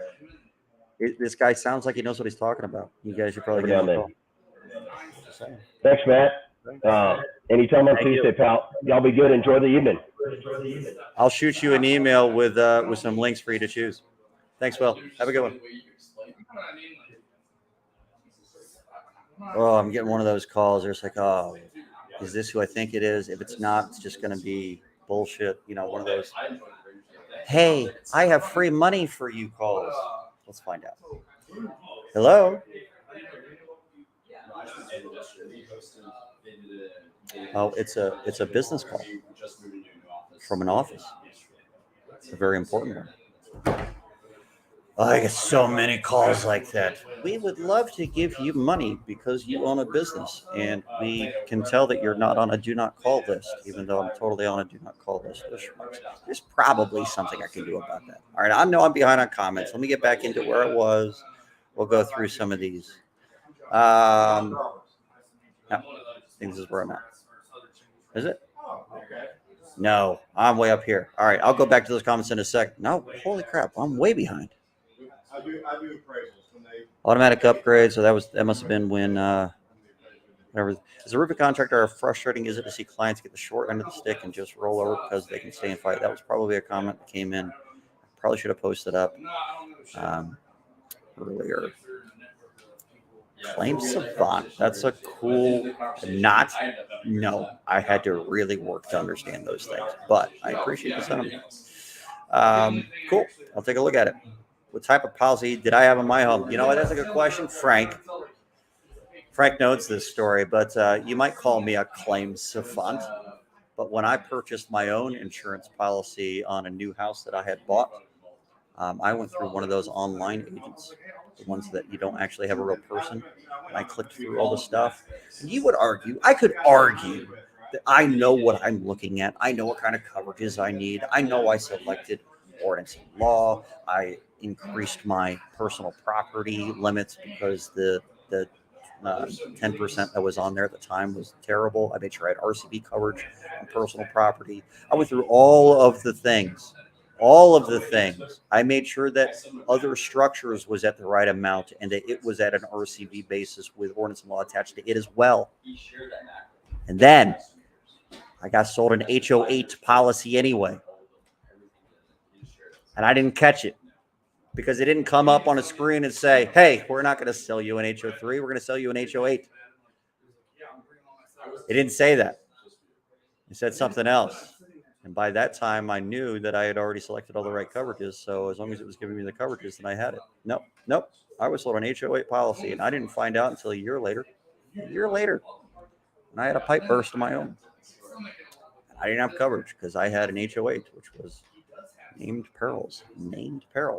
This man, you might call a claims savant, was duped. It's like a bait and switch action. Now, I might ask you, why the fuck can we not see a full copy of the policy that we're purchasing before we purchase it? I'd like to read through it. Every policy is so different. You got nothing to hide. The only information you give us is the overall view. But the overall view is basically crap that you end up denying later on because of the semantics that are in the policy. We need to see that semantics before we buy a policy. I think consumers have a right to know exactly what's in a contract before they purchase it. And they do have a right to refuse it after they get a copy of it, and they can say, never mind. Just like the carrier has a right to say, no, we're not going to cover you after all when they go through the underwriting process. They don't have to pick up everybody that turned in an application. But nobody's going to do that. They've already gone through all the hassle of finding the insurance carrier. They already got the quote. They already sent it to their mortgage company. The mortgage company is already putting it into their mortgage. This is something that people don't do. It makes more sense for them to be able to see a copy of the policy before they purchase it. It's an asinine thing. That's some bullshit. I'm going to get TW for 5 minutes. I'm really trying hard not to say something stupid like this sounds like an STD. Anyway, TW Mark's going to be on in just a little bit. All right. Is there a PA policy guide we can share with homeowners? A PA policy guide? No, I don't think so. I don't even know what a PA policy guide would be. I'm assuming you mean like an insurance policy guide, a guide to how to read it or something along those lines, and not necessarily something that has to do with a PA. And there are plenty of websites that have that kind of information. Go to unitedpolicyholders.com. They have a lot of great information on how to read your insurance policy. I know that there's probably some others. That's the one that I can think of off the top of my head. I'm going to skip through some of these real quick. Deductibles on roofs jumped.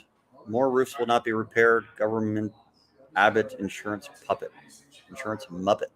An insurance muppet. There was that American Eagle Muppet on the Muppet Show. And he's got the voice that I think of in my head when I'm reading emails from higher ups in insurance carriers. That's true. I don't know why that voice pops in my head. It's like a very pompous American accent. It's really funny. I don't know why that pops up. Lebowski tattoos. I guess Lebowski was on here at some point. Not covered, but can sue off if you weren't dead. When homes had burst pipes, unable to turn off main water due to freeze, photos were last thing to do. No utilities, no water. No reason to deny contents and only pay for appliances in contents. Well, if they were paying for appliances, then there must have been coverages for contents, unless the appliances themselves were the source of the pipe burst, and they might not fall into the same contents section. That might end up being under the dwelling policy. It'd be very specific language that's in there, so it still could end up being named peril for the contents. I want you guys to know that a lot of policies have named peril protection on just the contents. They might have open peril or all peril protection on the dwelling and the other structures. So just be aware that even if it's an RCV policy, it'd still be called an RCV policy. There might not be coverage there. There might be. I'm not saying that they weren't inappropriate. I know that there are a lot of carriers that are looking at a lot of bullshit, ancillary things that are trying to deny those kind of claims. If you have an adjuster or an engineer that's looking a little bit hard at your thermostat, you need to kick them out immediately. Trust me on that. Unless you name the thermostat as part of the problem. 9 months fighting for ALE. ALE is a crapshoot these days in the policies. They only pay for ALE in a lot of policies for the shortest amount of time that it would have taken to make repairs had you started immediately. So if they determined that the repairs would be 3 weeks, thanks a lot. Have a good one. Then they will pay for ALE for 3 weeks and that's it. Even if they haven't agreed to those repairs. That's the kind of crap that they do.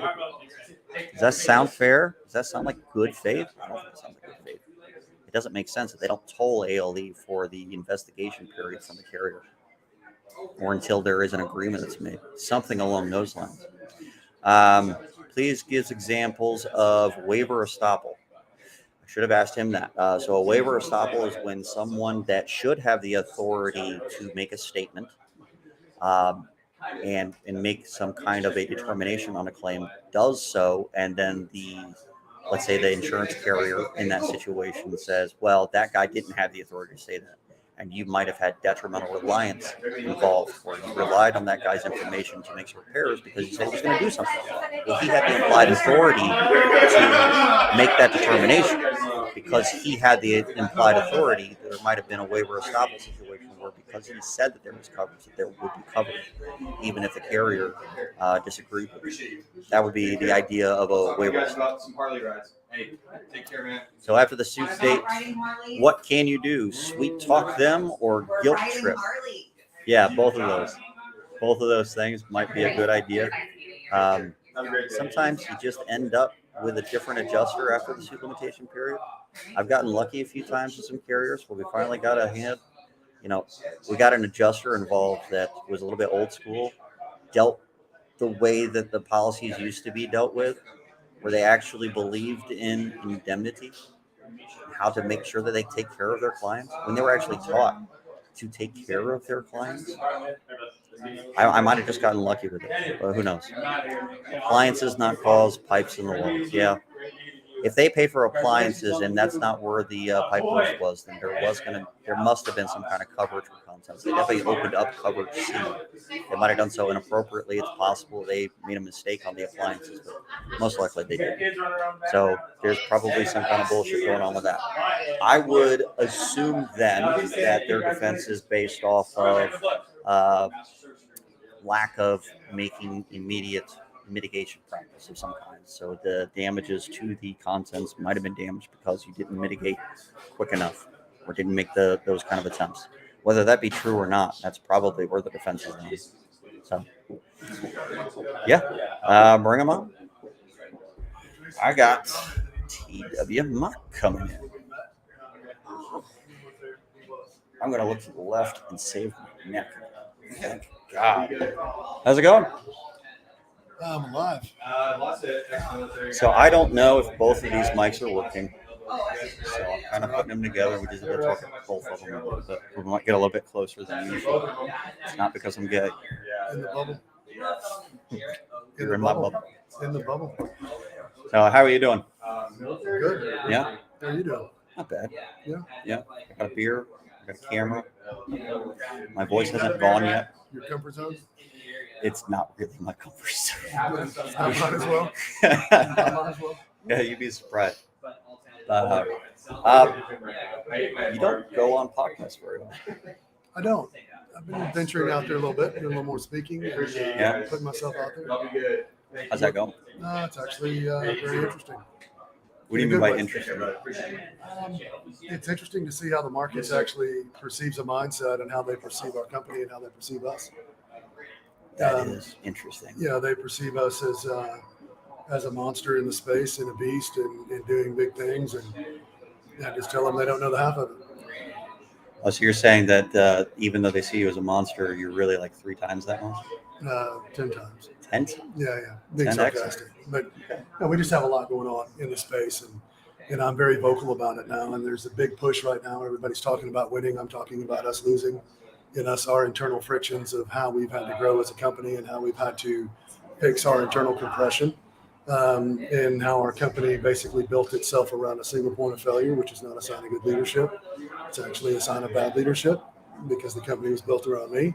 And ultimately, when I got sick, we saw a disconnect in the company because their SOPs weren't straight. So my point to it is I'm talking to a lot of business owners in some of these events that I'm doing, and just simply letting them know that, man, it happens to everybody.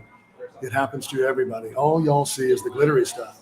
You see the stuff that I let you see. But the reality is that it's all relative to your business. If it's doing $1 million, or whether it's doing 100 million or 200 million, I mean, you've all got compression. Things change. The landscape changes. So you've got to be able to adapt and identify and adapt. So I think that's a hard thing to do, though. I've fallen in the same trap, and mostly because of the camera that we're talking about. When you become a face of your own company, then it's hard to step away on certain things. The momentum can disappear. Have you figured out how to do it? I don't know that I figured out. I know how to correct it. Okay. Right? And the answer is not me. So people think that I run my company from 95,000 feet, but I don't run my company on the day-to-day operational side, and the team has to fail. The team has to learn. So we've been going through a lot of exercises internally in our company, and it's not me stepping in and fixing it. Money's not the answer, right? It's the exercise of going through it. So when the leadership, as they've come together, they're just having to understand that they come to me for answers because they think that I'm going to be the savior, and I push it back to them. And I say, look, at some point you have to be able to make a decision quickly. And these are people very close to me. Our son, owns a big chunk of the company. My wife stepped into my role. And then we've got a COO in there that's has not been in this space like this, which has adapted very well. But the sales side of our company has really taken a hit because of it.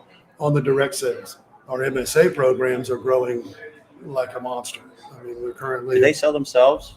MSAs? Yeah. They do because of how we write the contracts and how we create the value for our clients, especially in South Florida, because if we don't perform by a certain amount of hours, they start charging me. They hit me with liquidated damages. I've written the contracts to protect our clients from me. Right? It makes us actuate. Who does that? That's crazy. Well, I might be that. I think I've been batshit crazy. I think that's what they. I think that's fantastic. It says a lot about your character. That's unheard of. I get pretty frictional with some people in the industry about accountability, and I'm a very principled guy. So if I feel like that I've been wronged, I will stand and fight. If I'm wrong, I will literally say, hey, if it's on us, pay it, move it, right? Get down the street. I want to make it.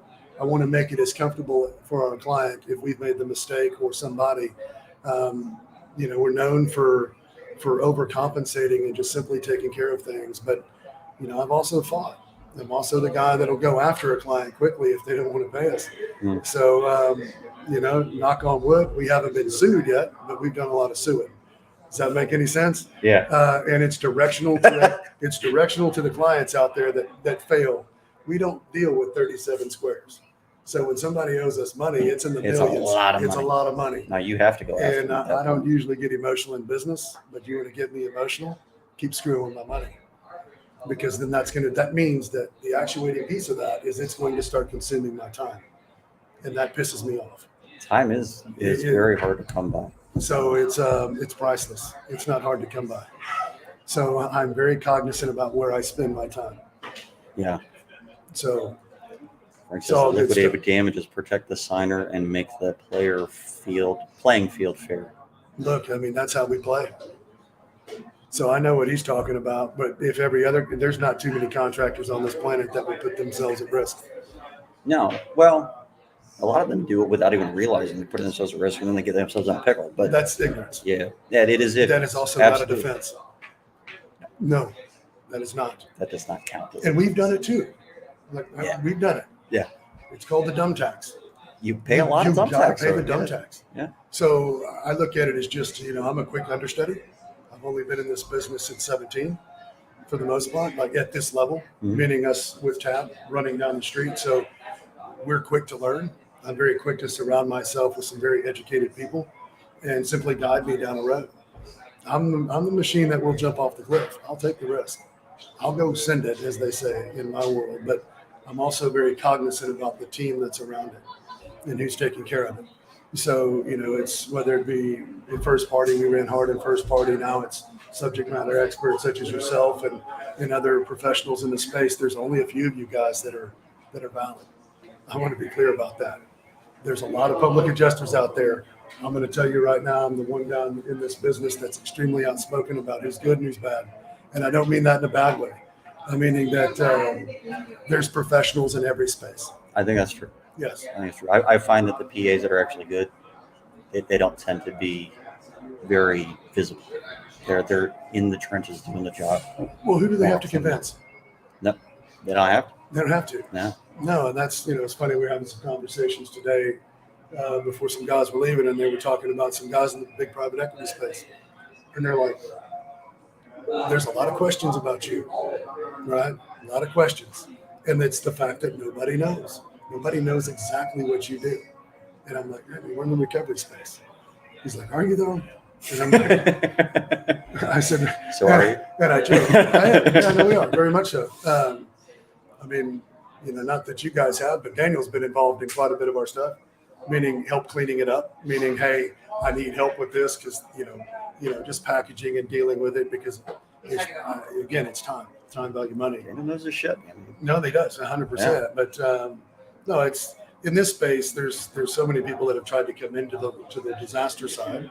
We're general contractors, right? Everybody thinks that we're water mitigation guys. No, we just own all the water mitigation equipment. So we own our own assets to go do this. So I'm not a big renter. We own it. If it's literally creating the volume, then I go buy it and I invest the money in it. So our warehouses in our compounds around the country, from generation to portables to trailer mounted units, we own them. We own everything. So I control that supply line because at the end of the day, if I don't deliver, guess what happens?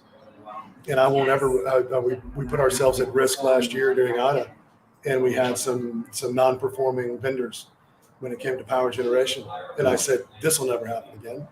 So what did I do? I turned around and started buying power generation to make sure we're never without power. Did your MSA agreement force you to take on any liability for the lack of mitigation, maybe some mold or something that might have set in? Yes, but we also, our MSA clients, we go in and actually pre-assess the buildings, give them a deferred maintenance list of items that they have to go back in and bring themselves into policy compliant. And I'm not sitting here talking like a public adjuster. I'm talking about the bylaws and HOAs. Let's say that's the window caulking is on the owner when it's actually on the exterior of the building. We clean up some of those processes, but we also quantify the current condition of the building. I don't think I would have even looked to see if the window caulking was on a unit owner. That doesn't even make sense. You know why? Is that in bylaws? That is in bylaws. That's and the crazy. reason that we did it is because it cost me millions. Wow. Yeah, so I said, that'll never happen again. Oh, so shit. we've just learned by default. We've learned by going through the process. So we go through and clean up a lot of those things. I don't ever get into the policies, but we do look at certain aspects of how they're organized and how they're managed. On the HOA side, and I'm not a fan of HOAs, just because you have, I know this sounds, too many Karens. There you go. Yeah. That's a good you saved me from saying something unpolitically correct. So no, we're just having fun with the business right now and growing it. We're quietly scaling. And everybody says, what are you doing? I'm like, busy, man, busy. Doing me. I'm doing me. Yeah, it's kind of funny how that works. Yeah. I do me. When you stop caring about what other people think, well, not I've that done you that a ever long have. time. I mean, Yeah. Well, I used to. Oh, really? Yeah, I did. But, it's funny because, we look at our life right now and it's, we've gotten attacked in a couple of different arenas and on how my life truly is. And that's our life. That's our normal. Yeah, that's not 97% of the globe's normal. You get where I'm going with this. So everybody thinks that it's somewhat arrogance or bougie. And I'm like, no, not at all. Like all of that shit's a tool. So, I do some stuff when I do speaking events, and I'll start off with a couple of things on the videos, little 15-second videos. And I'm like, what are you guys seeing here in that video? That's where I start because I'm reading the field, right? Mm-hmm. And I'm like, I see a successful guy. He's got a hot wife. He's got a jet. He's got this. He's got that. And I'm like, you guys missed y'all all failed. I said, is that what you epitomize as success? And they're like, yes, you've gotten to a pinnacle. And I'm like, man, the only successful piece of this that is in that photo is the blonde-headed lady standing beside me. That's success to me. It's not money. Money is not my purpose. It's a byproduct. And that just gets lost on me. So you show them a photo of you standing in front of like a Ferrari or a jet or something along those lines. Yeah. Well, they pick Has up. anybody ever said, that looks like a douchebag or something like that? Never. Never? Never. No. Did they know it was you? Yeah, they do. I mean, Yeah, but, okay. but the people around me and in my circle, they all understand who we are. And they also understand, especially the people close to us, they understand how busy we are. Yeah. They also understand how dynamic my businesses are. It's not just TAD Recovery. There's 6 businesses that are here in the States. There's 3 offshore. We're big in the defense sector. I mean, there's a lot going on in our world. You're still big in defense? Massive. Defense makes stab recovery look like somebody's mowing the grass. Is there disaster recovery involved in that? There is. Huh. Yes. Just because of the terminology, or it's some of the same type of things? It's not some of the same. It's not similar in any way. It's more of a supply line support system. Okay. For a couple of different acronyms. But my point is it's a value add to their system.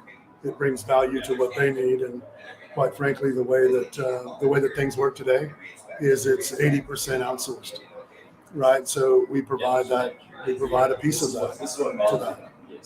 I'm trying to be as politically correct as I can be. Yeah. So that's just one. I probably shouldn't even go down that path. No, it's all. I'm actually open about it right now because I've been hearing chatter in the industry and from people I massively respect, and everybody wants to know, and I'm like, why am I so quiet about it? Right, because I'm doing it now. I used to do this for my offshore entities. Everything now is U.S. based. So runs through the Treasury Department, Department of State. So I'm saying that there's so much going on inside of my world now. I don't need to be quiet about it. These aren't supporting operations of any special groups. These are supporting very open conflicts in the world right now. And some people like it, some people hate it. Is there a benefit to you in opening up what you're doing and explaining it? Transparency, because I'm a big guy right now that really talks about my personal life in a personal way. My relationship with my wife and my family, and something happened earlier this year that I wasn't tracking, right? So the story of Daniel and I met on the Iranian border. Oh, we don't know that story. We met in a forward operating or a COB on the Iranian border. We basically got blown up together. I'm going to sum that up. Okay. If that's the Cliff Note version. That's where his balls are. That's where. Oh, wow. We went there, but that's how we met, and then but we met in another world, right? So then we come back here, and everybody goes down the roads that they're going down, and my point to that is that something happened in 2010 to me as well that I compartmentalize PTSD. I compartmentalize a lot of things in my life, and a lot of that stuff came out later this year, and earlier this year, and I wasn't tracking any of it. Hadn't gone there in 9 years, hadn't been down these roads mentally, and something happened with me that my wife didn't know who I was, right? So it was very interesting to realize that I had to get very transparent with her very quick because she wanted to know, and a commander passed away in my life that I was very close to, and she went to the funeral. She started putting all these pieces of the puzzle together and watching these commanders basically give me the nod and want me to come back in, and it was just a very odd experience. I didn't think I was that vulnerable about it. I was, and it was crazy. So it brought me to a place to saying, you know what, I don't need to be afraid of it. I was more ashamed of it than I was afraid of it, if that makes any sense. It does, actually. Yeah, I was not a volunteer. I was a war profiteer. So it's not like I signed up like Daniel did Right. and went and fought wars. No, I flew into Baghdad in August of 2007 and built 3 companies and sold them. Right, so I profited off of all of that, which is a need. It is a need. Yeah. But understand the dynamics of some other things that happened in there that made me very quiet about it. So now I'm becoming very outspoken about it, and I've realized too that that's actually helped. I get a lot of prior service guys that come up to me after I speak, and they're like, "My God, how did you do this? Like, how did you get here in your life mentally?" I never knew it was a damn problem. Do you feel like there's always that chance now that it could just rear its ugly head at you and just? I can go from being the nicest guy in the room to killing everyone in the room with a light switch, and that's very dramatic. But I'm using it as being very dramatic. Yeah. He could do the same thing, right? I'm saying that at some point, yes, there's things that could be a trigger point, but that's not the case, right? You break glass in case of an emergency, right?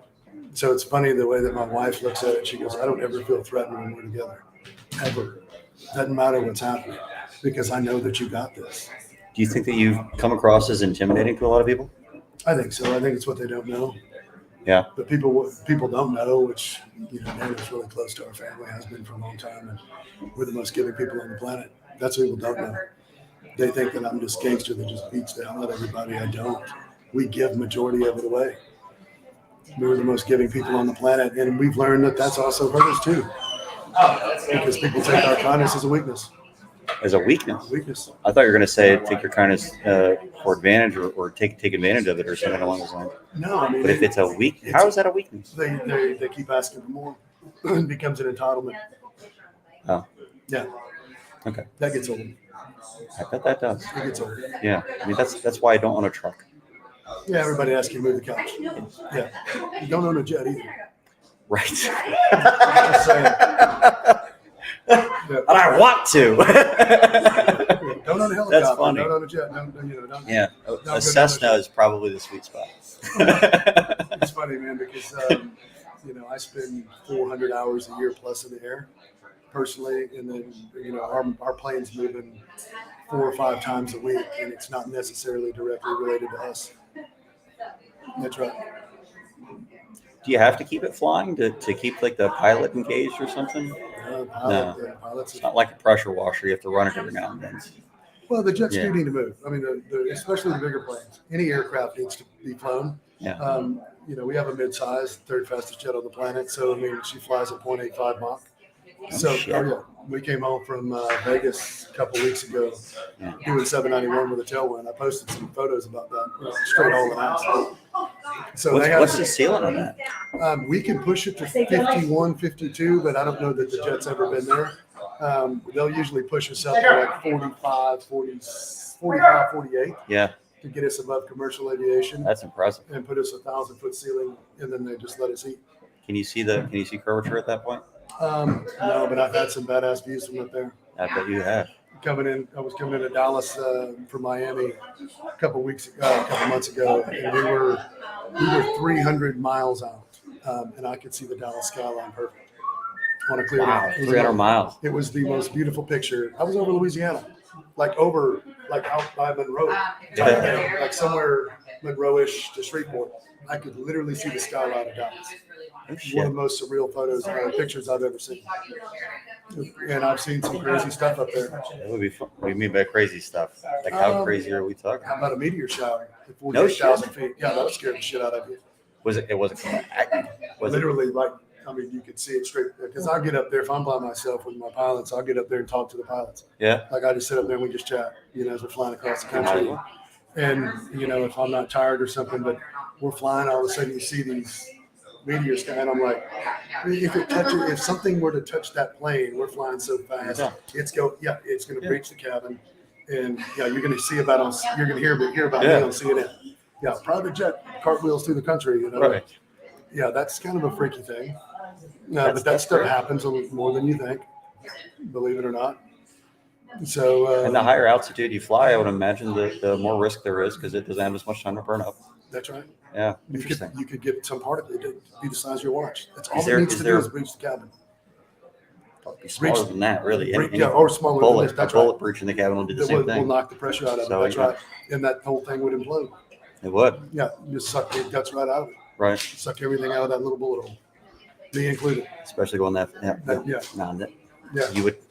The glass would probably break before you went through the hole. I'm just saying. It's not like an asshole. No, but it could be. Yeah, I would hopefully at least. You know what? No, actually, I would like for it to pull me through the little hole. Yeah. So at least I wouldn't be alive if I was going down from that.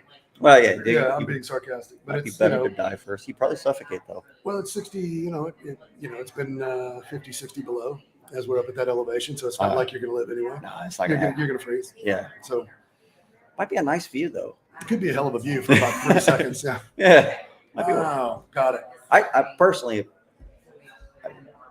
no one wants to think about death, but if you were going to choose your own death, I want to fall from a ridiculously high height. I think that would be the best way to go. Flames. Like I don't want to be in a diaper. I don't want to be old and crippled. And I just want to go out in a ball of flames.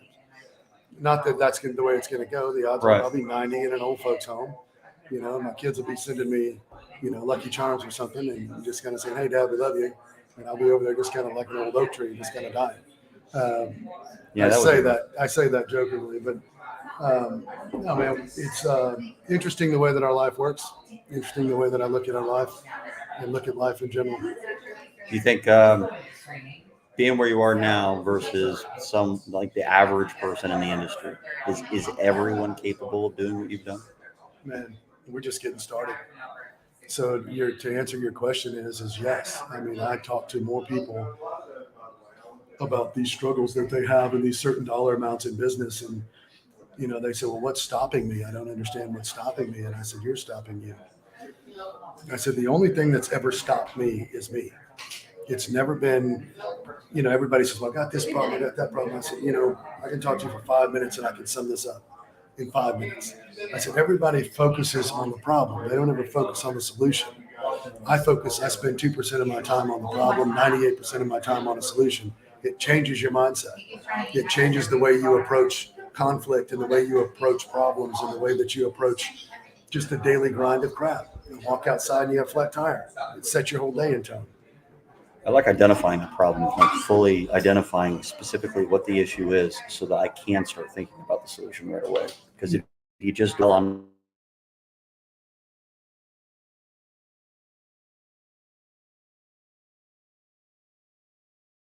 it's the 5-inch rule. And I say it's the 5 inches between your ears. That's the problem. Okay. Not that 5 inches. Meaning that it's how they think about it. It's how they approach it. Yeah. Right. Because they dwell on it. They have all of this assumption. Right. And you let the mind wander for a minute, and all of a sudden, they're thinking about, well, man, what if I can't do this, or what if I can't do that? I said, you literally, and I do this to our lawyer a lot. I say, man, that is paralysis by analysis. You just overanalyze the entire platform, and You'll never make a decision. You'll never make a decision. You'll always think that you're missing something. I'll move and shoot, and we'll figure it out along the way sometimes. It's better to make a decision sometimes and move on and deal with the consequences. Quickly. Be Yeah. accountable for those decisions. Right? Sure. But I mean, you're going to make bad calls, but at least you made a call. Well, just manage your expectations too. I mean, everybody thinks that life's this unicorns and rainbows. I wake up every morning knowing that I'm going to get my ass kicked 5 times. When it happens 3, guess what happened? That was a great day.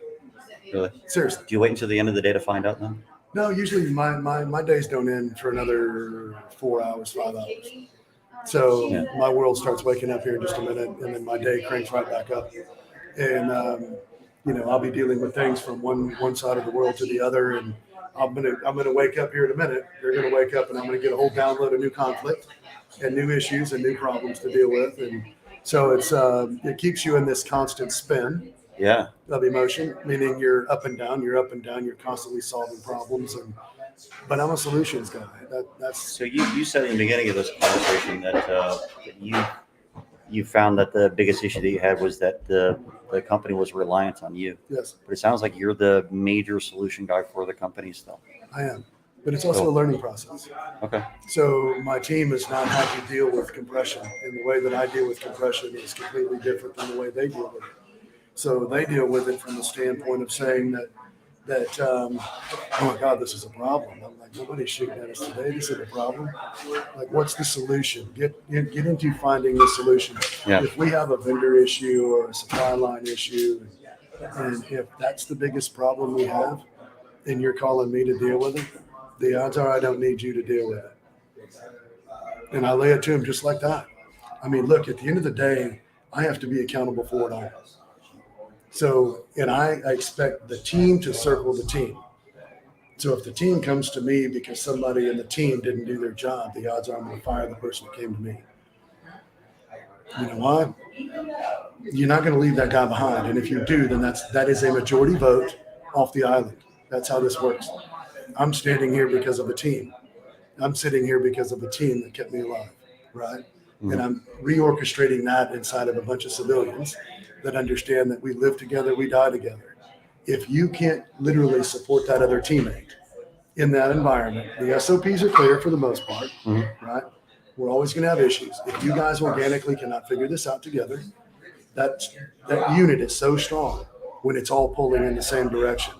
When you splinter it, when somebody splinters that and they come up the food chain and they're like, I got a problem with this, you come to me with the problem, then you come to me with a solution, and then we'll execute. You come to me with a problem and no solution, the odds are you're done. It's that simple. I like that. That's just the way it works. Otherwise, they're relying on you to solve all their issues forever anyway. No, and I've been patient with our team too, and I know I sound like an asshole because I'm not. But what it does is it teaches them how to survive. Oh, yeah. Without me. That's how you did with your kids. Well, They need to figure it out on their own sometimes. well, my wife has never been in the business world like this. When I got sick, right when She took over? oh, I put her in my seat. Really? Yeah, she runs the company. She runs it. Did she hit the ground running? She did. She actually turned into a bigger gangster than I was. Oh, shit. No, she is dialed in when it comes to business. She doesn't know all of the business friction, so she leans on me a lot. I don't even office in my company. I don't. You don't office in the building with them? Yeah. Yeah, I started officing in my pool house at my house when I got sick. I've never gone back to my company, ever. That's got to be nice. It is, because I get more done. I bet you do. And guess what it does is it makes them do it. It makes them get in the solutions business because they're not always asking on me. They're not leaning on me for every answer. I keep playing in my head all these times that I've done exactly what you're saying and fucked up and put myself in that situation where I was who they were reliant on making all the calls for because I didn't set it up where they had to bring me solutions. I might have said that to them several times, and I have, but I never actually enforced it. Well, That's part of the problem. And we didn't either in the beginning. We had it set up that way and all the way through the business where, I always thought it was that way. The SOPs worked that way, but the reality was it didn't. Right. And I had to touch everything. I had to deal with everything. And, ultimately what I realized was I was my company's problem. I was. And we didn't recognize that until I got sick. We knew that there was a problem, but I truly recognized it when I pulled away from the company. I simply could not deal with the company. I couldn't. The internal focus came into making sure that Maya stayed alive. That became a reality. Sure. So we didn't really worry about it. The company was running, but it was running fine, but it wasn't running the way it needed to. There were a lot of folks, there was no accountability. There was just this goulash of crap just kind of floating through the industry, as I call it. And I'm very cognizant of our brand. And I'm also very cognizant of our presence. And I don't want us doing anything if we can't execute it right. So I slowed the company way down to allow her to adjust. Mm-hmm. And then now we're ramping it back up. So I brought the company down to a roar. We service small stuff, meaning we're servicing our client base, but not on a massive scale like we have. By the grace of God, we haven't had massive craziness in our MSA programs. Well, that's good. No, that's good. Yeah. But we know that those odds are against us. Yes. Coming into this year. So, I think we're carrying close to $17 billion in managed assets in South Florida. No shit. Yeah, we're carrying almost $50 billion nationwide. So our MSA program is scaling at such a massive level that we know our biggest risk right now is in South Florida. We know that. So the team has been in Florida all week, literally assessing some of our new client bases down there, and simply we're putting disaster preparedness plans in place and putting all of these things in place to move some things down the street. Outside of your marriage and family, what is the best dedication you have made in life? The best dedication I made in life, being more purpose driven. I mean, dedication, I'm not real sure what that means. It's kind of That was a weird question. Yeah. That's funny. That's the way he thinks. Decision. Now, he just can't spell. What's the best decision you've made in life other than your marriage and family? What's the best decision I made? Man, outside of my wife and my life, I love my choices. I love choices. All of them? I love them because they're mine, and I'm accountable for them. So where I'm going with this is that the best decision I made, probably both of us, and this goes back to my wife and my marriage and my life, was us choosing to stay together when we should have destroyed it. There was a time and a place that almost happened. I feel like Frank was really trying to keep the cop-out answer out of there by allowing He it was to go going towards somewhere. the wife. He tried really hard, but you found your way around it just nicely. You took it off the screen again so we can see it. What he said? I didn't. I did. Hang on. I'll put it back up there just for you guys. Pain in the ass. James's TV. Android TV. There it is. It's got to be an Android. It stands. There it is. All right. So Frank asked, what was the best decision he made other than his marriage and his family? And T still brought it back to being about his wife because he found the loophole in the question, found his way around. I don't And he understand just the question. Yeah, that's a smart move. Yeah. Look, man, there's been a multitude of great decisions, been a probably a larger multitude of bad decisions.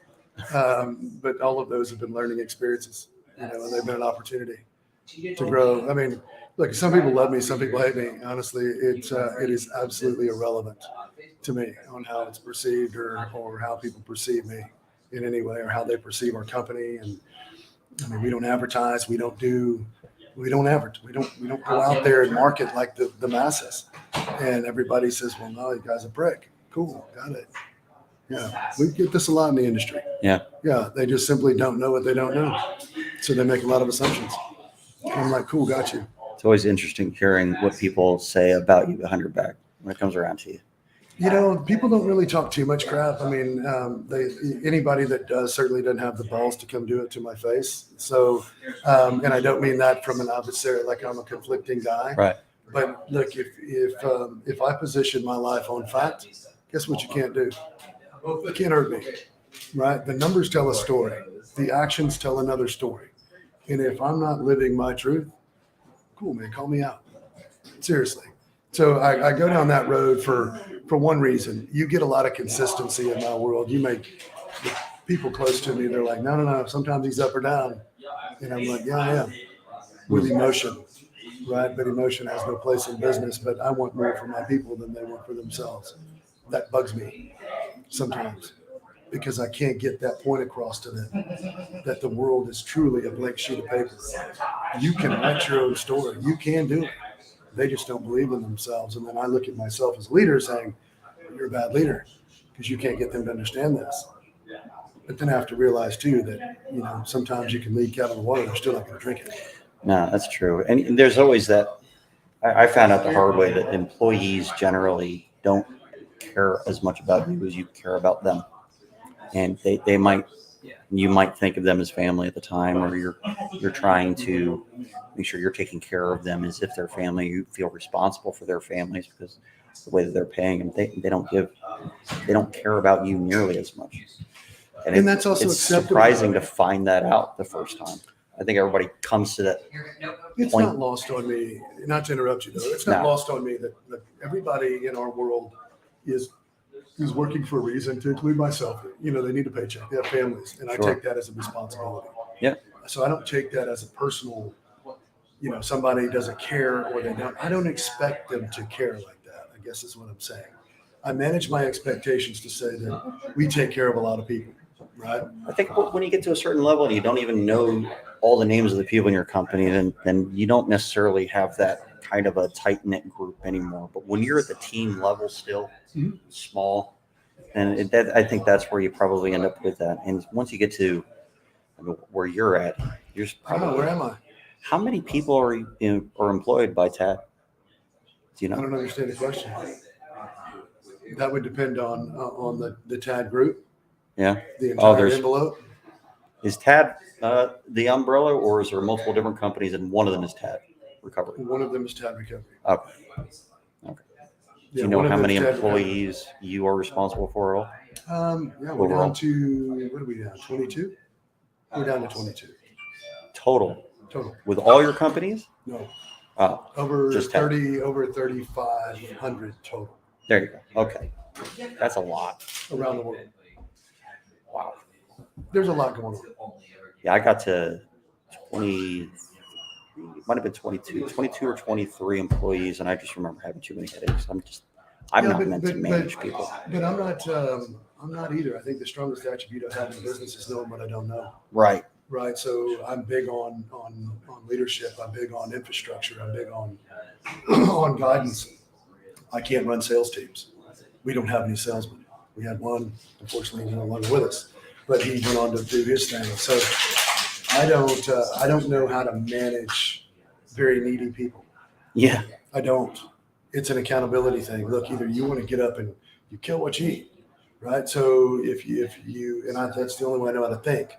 So if you can't be accountable for your own actions, how can you be accountable for mine or with my team? So I struggle with that internally because they don't have the same, I guess, drive that I do. And then how do you articulate that? I mean, I've got some good friends in this business in the roofing sector that are absolute killers when it comes to dominating, or not dominating, but leading their teams.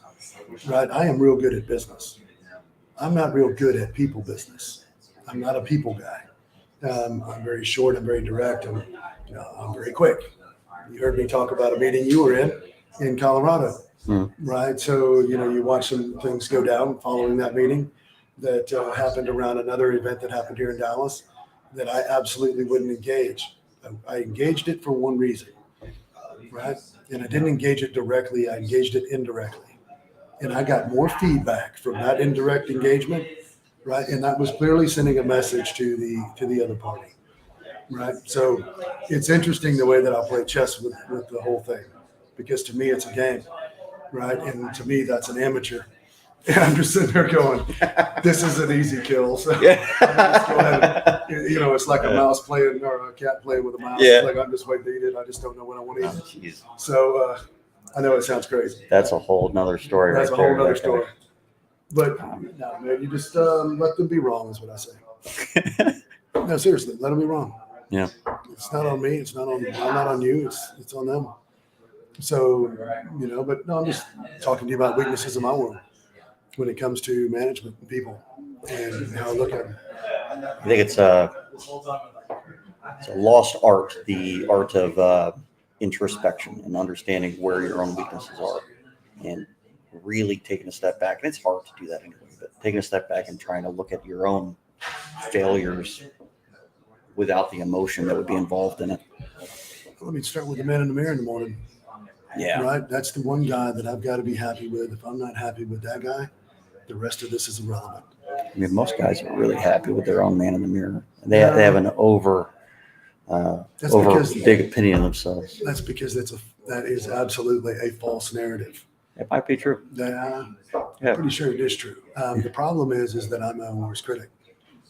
I'm my own worst enemy, right? I know that we can do better. I know that I can do better. I know that I can impact more. I can do more. And so I constantly push against that narrative in my own head. I know that we can do it better. I know that we can deliver this. I know that we can fix this problem. And when we struggle doing that, that's hangs me up. What's the fastest you have gone in a boat, and what boat was it? That was Wicked down in Sunny Isle, 158. For the 158? record, 158 in my red fountain, my 42. Shit. Yeah, but she's currently, I may have totaled that boat out, actually. Is there a lot of lift that occurs at 158? You have to. I've got a 141 video on Facebook where my wife is chasing us in a helicopter. I won't let her ride in a boat like that. So, right.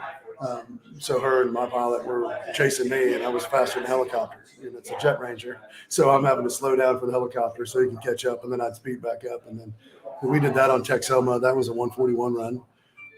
But we ran the boat last year at a poker run in Houston. We just found out a few days ago that I'm genuinely may have totaled the boat from hitting a rogue wave.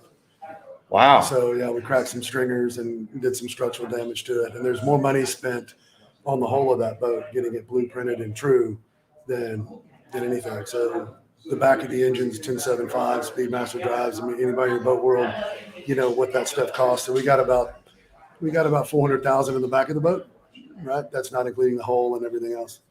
Just in the engines and the drives. I didn't even know boats could get that fast without having some kind of a no, that's a V-hull. That is old school V-hull stuff. That's crazy. So I like to chase the cats down, all the big fancy cats. I'll literally chase them down and run up next to them. Hey man, how y'all doing today? So I can run with them if I get her aired out. I can run with them. Yeah. Yeah. So it's always fun. How dangerous is that? It can be extremely dangerous. I've had good friends get killed in them. So things can go catastrophically wrong. You're probably fairly low to the water in this, right? You won't be able to see waves too well from a distance. No, you can see waves just fine. You can see them coming. Yeah, you can't, as long as they have a white cap, meaning as long as they're tipping. Yeah. Right. So this particular wave didn't. It came off of it was three of them, 3 waves, and it came off of the big shipping container boat, right? Big vessel, 1,000-footer that was basically pushed it out about 12 feet. So we were running on a poker run in the Outlaw Challenge down in Galveston Bay. Buddy of mine had his 48 skater, and he was in the 140s when he hit it. He sailed over all 3. I actually slowed mine down because I didn't want to destroy it, or I didn't want to hurt everybody on the boat too. My wife was on it, I was doing in the 120s when I saw. How many seats are in this thing? It'll seat 5 comfortably. 158 seating 5? No, 158s with literally an eighth of a tank of gas and 2 people on board. Oh, okay. And I didn't drive the boat at 158. I don't want to misrepresent it. The engine builder that built my engines drove it. Wow. So, but the boat was originally built as a prototype, and then it was for one of the most well-known boat builders in the world, and then his driver was his personal boat, and then I bought it from him. So it just it's a special boat. Not many people know about it. Sounds like a lot of fun. No, it is. It's hilarious. And our 50-foot cigarette. I mean, we do that Miami Key West every year. We did it this year. We cut down, and she runs in the 120s. But she's 3,600 horsepower and 18,000 pounds. But we cut out 40 miles from Key West. Seas were 6 to 8, and I average 83 all the way down. So yeah, the slowest boat became the fastest boat because it's a rough water boat. So, but when I bring them back, they're in a box, meaning that there's a lot of work that has to be done. I bet. Yeah. Yeah, not the most efficient form of travel at that point, but a hell of a lot of fun. No, the Ghost burns more fuel than my jet. When you're running it that fast? Yes. Or, geez. Yeah. So every 100 miles, we're putting about 350 gallons in there. Have you ever tried to get the jet over 0.85? You said 0.85, right? No, that's terminal on the jet. That's, Is it? yeah, she'll start disintegrating. Things start falling apart. That'll come apart. Yeah. But we had, I don't know if you saw the post on Facebook. We're doing some wedding photos. And we just an impromptu deal. We were going to use the helicopter right before the storm was in town. Too windy, so I sent my jet down to Orlando to pick a friend up. And we were out at the airport when they came in, and we just did an impromptu flyover. So he came over us at 30 feet doing 335. And we took pictures and videos of the jet flying over us. And it was the still photos, and then we did a movie scene with it as well. But 335, 30 feet above your head in Terrell, Texas, right? So the runway, the wind's out of the south, so it goes straight over I-20. Yeah. So we're coming over I-20. He's literally over I-20 at about 80 feet, right? And then he's got to pull up for the trees. I mean, it's a crazy. It was a crazy afternoon. Any vortices hit you after it passed over? Or? Oh yeah. Oh. It's not the noise. No. No. It's that. You didn't realize. I reached up when he first passed over. I reached up. And there's a picture got on my phone where he was literally about 10 feet from my hand, and that was scary. Did you want to pull it down? No, I wanted to gauge how close he was. No, I wonder, did you want to pull your hand back in? It was weird because he was by so fast I didn't realize it. Wow. Yeah. So. And I was walking with my wife, and she was trying to get across the runway, and we were trying to get positioned right. And yeah. He just kept doing passes. That's really cool. And then everybody says, "Hey, did y'all get clearance?" And I said, "No, I know a guy." And no, I didn't know a guy. Because we're not supposed to go that fast below a certain elevation. That's so what you have to say. You have to say it with confidence. Yeah, I know a guy, man. Don't worry about it. We ain't got this. Right? We were just begging for forgiveness. Yeah. So, just ask for forgiveness. You're good. Yeah, I appreciate you being on, man. I don't want to keep you all dead. No, it's good stuff, man. I appreciate you guys. Looking forward to y'all opening here. This is good, y'all here. Well, I'm not part of Coastal, but these guys, they seem to be doing things right. No, look, it's a good group of guys. Yeah. Good group of guys. It's good to see another good company in town. I mean, this is the Hell's Kitchen of roofing, for God's sakes. I'm being serious. 9,600 roofers in Dallas.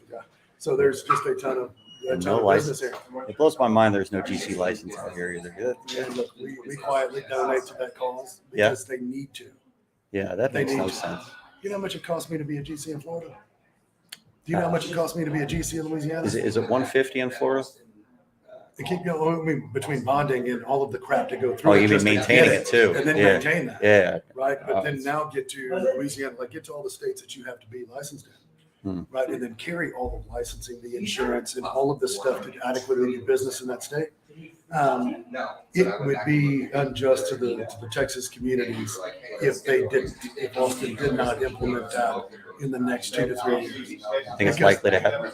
I think that there's enough push right now. Texas is very, pro-business, so they're very anti-controls to a degree. In the contractor space, it's always been a Wild West. So I support that behavior. We happen to know some pretty big political influencers in Austin. and we donate heavily to the cause. Political influencers, that's not a different term for a lobbyist, is it? Don't understand the question. So I believe that's what it is, but I'm not real sure. Yeah. Okay. Look, it's for the greater cause of the community. I mean, Yeah. I would step up. I know a lot of other guys would step up in the industry. It would take a lot of this bullshit out of it that's going on, especially in Texas right now. Hell, y'all had it in Florida. I've seen stuff in Florida going on where there's been contractors that have done some crazy things in here in the news recently. Everything from pool contractors here. That was the recent thing this morning. A pool contractor filed bankruptcy after digging all these holes and taking all this money. The same thing in Florida? I get it. Yeah. And, you know, look, we've been down that road too in watching things kind of diversify and in change in the business world, but you're going to have bad apples that find their way in all the time. Mm-hmm. And I get it. Contractors make mistakes. I get it, but fix it, right? We've all had to pay the dumb tax bills, pay them, then move on. But what it's doing is hurting the entire community. I think that's true. Yeah. Well, I hope they end up doing that because that's, then again, there's a lot of other states that need the same thing, but at least they have GC license in other states. Roofing license is a whole other thing. Well, roofers are, look, what industry can somebody get into with absolutely zero education, just a general knowledge of being able to sell something? And actually, Politics. I know some politicians. I don't know that they can sell something. They just have a really good talk. Yeah. Isn't that sales? Yeah, I don't know. Yeah. I mean, how did Nancy Pelosi amass that? I'm just asking for a friend. Now, come on, we could get into a long-winded conversation about that. Yeah, well, she's long-winded. She is, and she's also antiquated. Yeah. Yeah. You can tell by looking at her face. Yeah, saw her last week. Did you? Yes. In person, you mean? Yes. Did you have a conversation with her? Yes. How long was it? 3 minutes or so. Was it worth it? It was worth the trip. Yeah. Yeah. But I have no respect for her, so that's the problem. Yeah. If I don't respect anybody on the receiving end of it, you'll know it quickly. Yeah. So, you know, there's some of those folks up there, the politicians, that just simply make my skin crawl. And there's a few of them on that side of the house, and I'm very outspoken about it. They're like, no, you shouldn't say that kind of stuff. Well, you know what? We live in a country that gives us the freedom. Yeah, you get what I'm saying. You know, I can have an opinion. It doesn't mean that's your opinion. Right. So at the end of the day, everybody can take it for whatever it's worth. You don't like it on this time. If you're always going to ruffle feathers no matter what you do. There's no reason to. I like the transparency of it. Yeah, I mean, look, at the end of the day, if the politicians were, if they held us or held themselves to an accountability statement that they held you and I to, guess what happens? They're fired.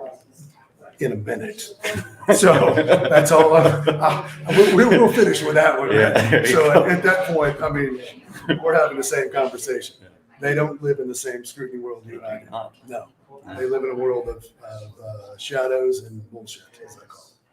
Well, that's what we do here. We uncover bullshit. Do you? Yeah, that's the point of the show. Peel back the layers. That's right. Peel. There are layers in shit. There is. Yep. Some of it's Sometimes it actually looks consistent, and some of it looks like a blob. That's right. Yeah. Right. But you're in Homogenous and non-homogenous shit. Well, you're in an industry that's full of it. So I'll never run out of anything to say. No, 100%. So are you going to the Sky Diamonds event? No. Should I? No. Okay. I'm not saying yes or no. I'm saying that. Yeah. They called me and they asked me. I just know it's down in your neck of the woods, and I said, look, man, I'm really busy, but it's Memorial Day weekend. Yeah. I'm not giving my weekend up for you, meaning them. I'm probably going to be floating around on my boat somewhere on the weekend. That's probably how that's going to work. It's weird that it's on a weekend. And it's really weird. It's on Memorial Day. Yeah, there's that. There's that. So good speakers though. Yeah. Yeah, Jocko's the shit. Jocko Woods, the Extreme Ownership. He's the author of that book. Okay. He's going to be there. I know. Okay. Yeah. I'll be interested to see what they take away from all that. Yeah, that would be. He's intense. Is he? Yeah, he's intense. Good stuff, though. I appreciate the invite. Yes, sir. Thank you for being here and being on the microphone, letting me ask you weird questions. If you ever want to come back on the show, I'd love to have you here. Yeah, let me know. Yeah. Anytime. I think that you hit that one spot. We've been live for like 4 hours. I think a lot of people gave up on us. So we haven't had too many. We might get some people to watch this later on. It was improv, but yeah. it's all good stuff. So. Should I give you TJ Wares to put in there? His No, his is already in there. There's like 5 cards. But Do you want to win something? Here. man, I better not win anything. Oh, I got to draw. Yeah, might as well. Yeah, we're gonna might as well do it live on Monday. We've got like 15 more minutes before. Wait, you have to say which one you're doing it for. Okay, we're about to do. Do they have to be watching the live to win? Do we want to do big to small? Or small, big. Or small Who's to still big? watching this? Frank. Yep, Frank probably. Who's the other person? You sit out No, there. no, Oh no, yeah, Come no, on. you're no, no, done. no, no. This No, no, is no. Tracy should totally do No, that. Tracy should Office not totally do manager. it. You should not. Okay. All At least if we state it though, then we have to like stick with these people. We can't take it from them. Okay, so if I look at the card and I don't say the name out loud and I just throw it out of the way and grab another one, Yes, then I didn't state it. exactly. Okay, I got it. Okay. All right. No, I need a pen. I don't have Here. it. Ah, yes, a coastal pitch. Sweet. Sweet. Okay. All right, so what's the first one for? Let's go ahead and go small to big. Small to big. All right. So That's let's how I do, usually start. The small ones are fine. The big ones are. They're fine. It's fine. Okay. So the first one's a $50 Visa gift card. $50 Visa Wait, gift card. do you guys have business cards with you? Do you want to be in the running? Put it in the pot. Put it in the bucket. We'll give it back to you after. It's fine. Yeah, it's fine. You can have it. I'm not picking Yeah. the 50. You guys are not going to win. All right. What do you got? I have to shuffle.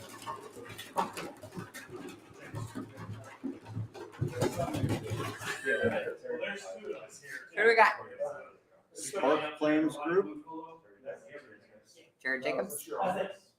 It is Jared Jared. Jacobs. All Oh, right. there it is. My thumb was on his name. No, Jared Jacobs was not here. He wasn't here? No. How did his card get in the pot? Matthew probably. Oh, probably. Oh, Roscoe's taking the computer. So Some Jared- bullshit Jared hat. didn't even show up. Yeah. Should we throw this? I stated it. What happens now? We stated it. Jared can have it. Give it to Matthew. Yeah, Matt baby. McDaniel's gonna. Yeah. Jared is Matt. Matt is Jared. Jared Finkel won is Einhorn. yesterday. You're right. Yeah. Jared's a 2-time winner. He won yesterday. Yay. Matt didn't. All right. What are we going Oh, for? the next one says another $50 Visa gift Second card. $50 Visa gift, Visa gift Ooh, card an experienced guy. goes to Tyler. Tyler. All Tyler right. from Experience Roofing. Tyler, congratulations. You have won $50 Visa gift card. We should give them a $50 Coastal gift card. A $50. What do you give with a $50 coastal gift card? I don't know. A coastal shirt? Oh, yes. A $50 coastal shirt. Though. Something worth. A shirt and a hat. All right. What are we going for now? Okay. You suck at your job. I do suck at my job. A $100 Visa gift card. $100. $100 is going to I can't see it. Kate Harth with DK Haney. Yep. DK Haney. I wanted to say Decani. Decani, because it looks DK like Haney. it's one word. Yeah. Looks like one word. Decani. DK Haney. Kate Harth. $100 Kate was very Visa sweet. gift card. Congratulations. I keep looking at the wrong thing. What are you looking at? I gotta look at that camera. I keep Oh, looking at that that camera. one. I was looking at that one too. So thanks for the heads up. Now I know. All right, this is the All good right. one. Here's the good one. $200 to Perry Steakhouse. Wait a minute. So there's an NCI class on that thing. You're saying this is the good one. This is food. Who doesn't love food? I want to put my card in for this. You don't get to. Damn it. Rio Blanco Roofing. Eric All right. Schugel. Schugel. Schugel. It's fine. It's fine. It's fine. It's fine. I don't need to say it. Eric Schugel. I'm gonna text him. Congratulations, Eric Schugel. You have a $200 gift card to Perry's Steakhouse. You can have a meal for one person. No. There are stipulations. You have to take me. It's not going to cover it. I'll order a side salad. It's fine. All right. Now, Okay. is this the last one? This is the big one. Mine is the big one. Yes. That's pretty cool. I know you don't say that often. I don't say that very often. All right. So the final draw is for Hear that, Ash? 1 free seat to a class to NCI in New Smyrna Beach, Florida. You will have to cover your own travel and lodging. However, you do not have to pay for the price of the class, which is about a $2,500 value. And the winner is Could be. It depends on what class you choose, because you can choose any class you want. any class. TJ Ware. TJ Ware. TJ, you get to go to New Smyrna Beach, Florida.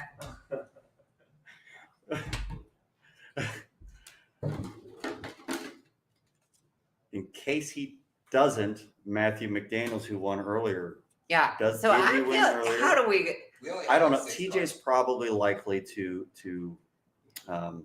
back out. I don't think Matthew can win it either if he won the other one. Matthew's person won the other one. I don't know. It's up to you on what you want to do with the Jared situation. Nobody gave me the rules. It's your classes. Matthew's a nice guy. I don't want to burn him. We don't want to take away from Matthew. Yeah. Matthew gets the class. All right, Apparently, we're just Matthew taking away from McDaniels. And TJ. I will work it out with TJ. Yeah. Yeah. No, I gotcha. If he wants to come for a class, he knows he can probably just come for the class. Oh yeah. All right. Matthew McDaniels. Mr. McDaniels. Maybe he can show me. Can I how to have support. Matthew's card though? Thanks.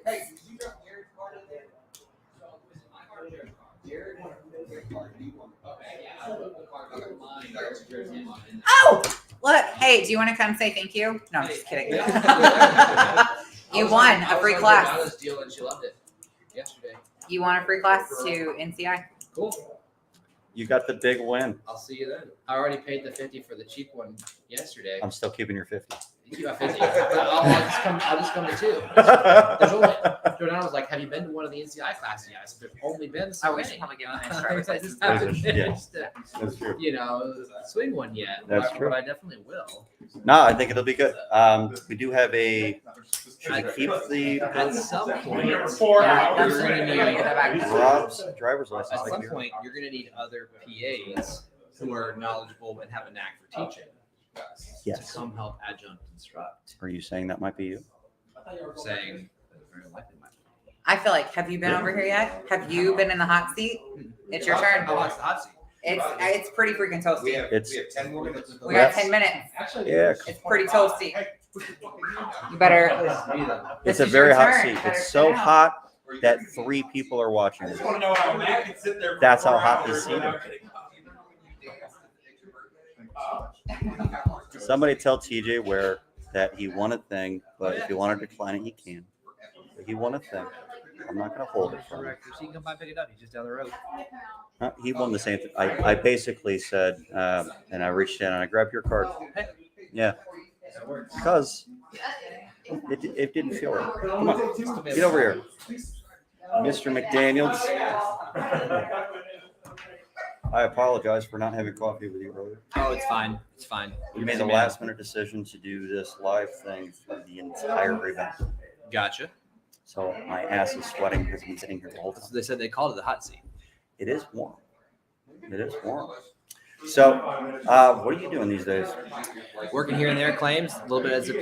Did a couple of appraisals. Just kind of here around the DFW area. We some of us got real busy there in Louisiana for a little while, so it's taking close to home. I did not have to bear the brunt of that season the way that some of my associates did, but there was definitely some back and forth and some all over and hither and yon there for a minute. So I've been sticking close to home for a little That while. was such a Texas statement. Just that. Hither and yon, yeah. Hither and yon. Yeah. Oh, I'm a card carrying member that wasn't born in Texas but got here as soon as I could club. So I've had to adopt on purpose. Yeah, Yeah, hither and yon. some I don't know if sayings. I've ever heard that. But before. working on a couple of claims in North Carolina, consulting kind of remotely. Yeah. Some larger lot stuff over there. So yeah. North Carolina's an interesting place. Laws aren't nearly as good as they are in Texas, but it's not horrible. Right. So, what's the worst bullshit you've had on an insurance company? Oh, where do I even start? Oh, it goes on and on. I'm gonna probably go with one that we worked with our mutual friend James 2 or 3 years ago, where an engineer wrote "no damage" in chalk on a roof, and James took a picture of that, and 3 or 4 rows up, there's a blown off shingle. He sent me that. I remember that. That exact picture. I was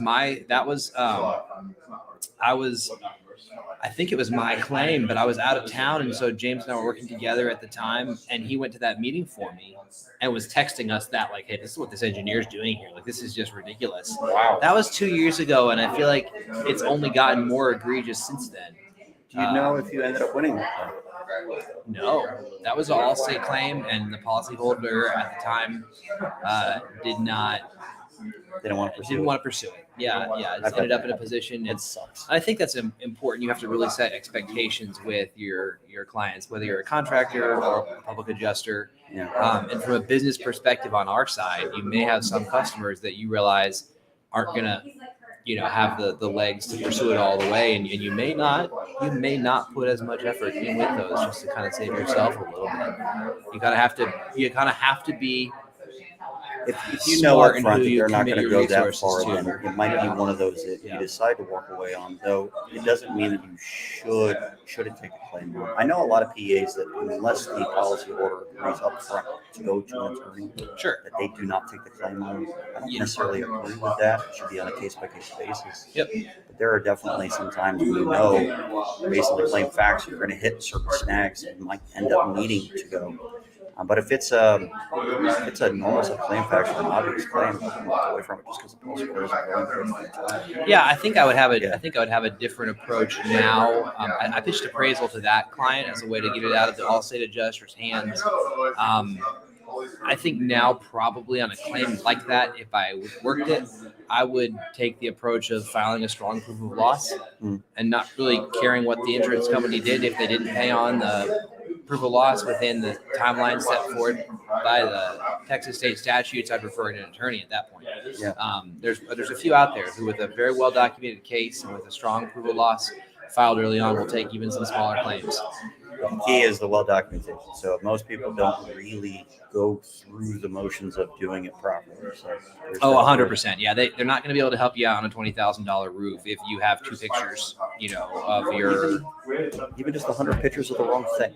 Oh, sure. Yeah, sure. So you got to think those things through. But or no log or activity log, notes, journal, diary of the events of the claim so far in a cohesive fashion, right? If you don't have a good follow, honestly, you're not doing your job. You're half-assing it. You suck. You should stop or leave the industry, you jackass. I don't know how to continue talking after I just blew up on my audience.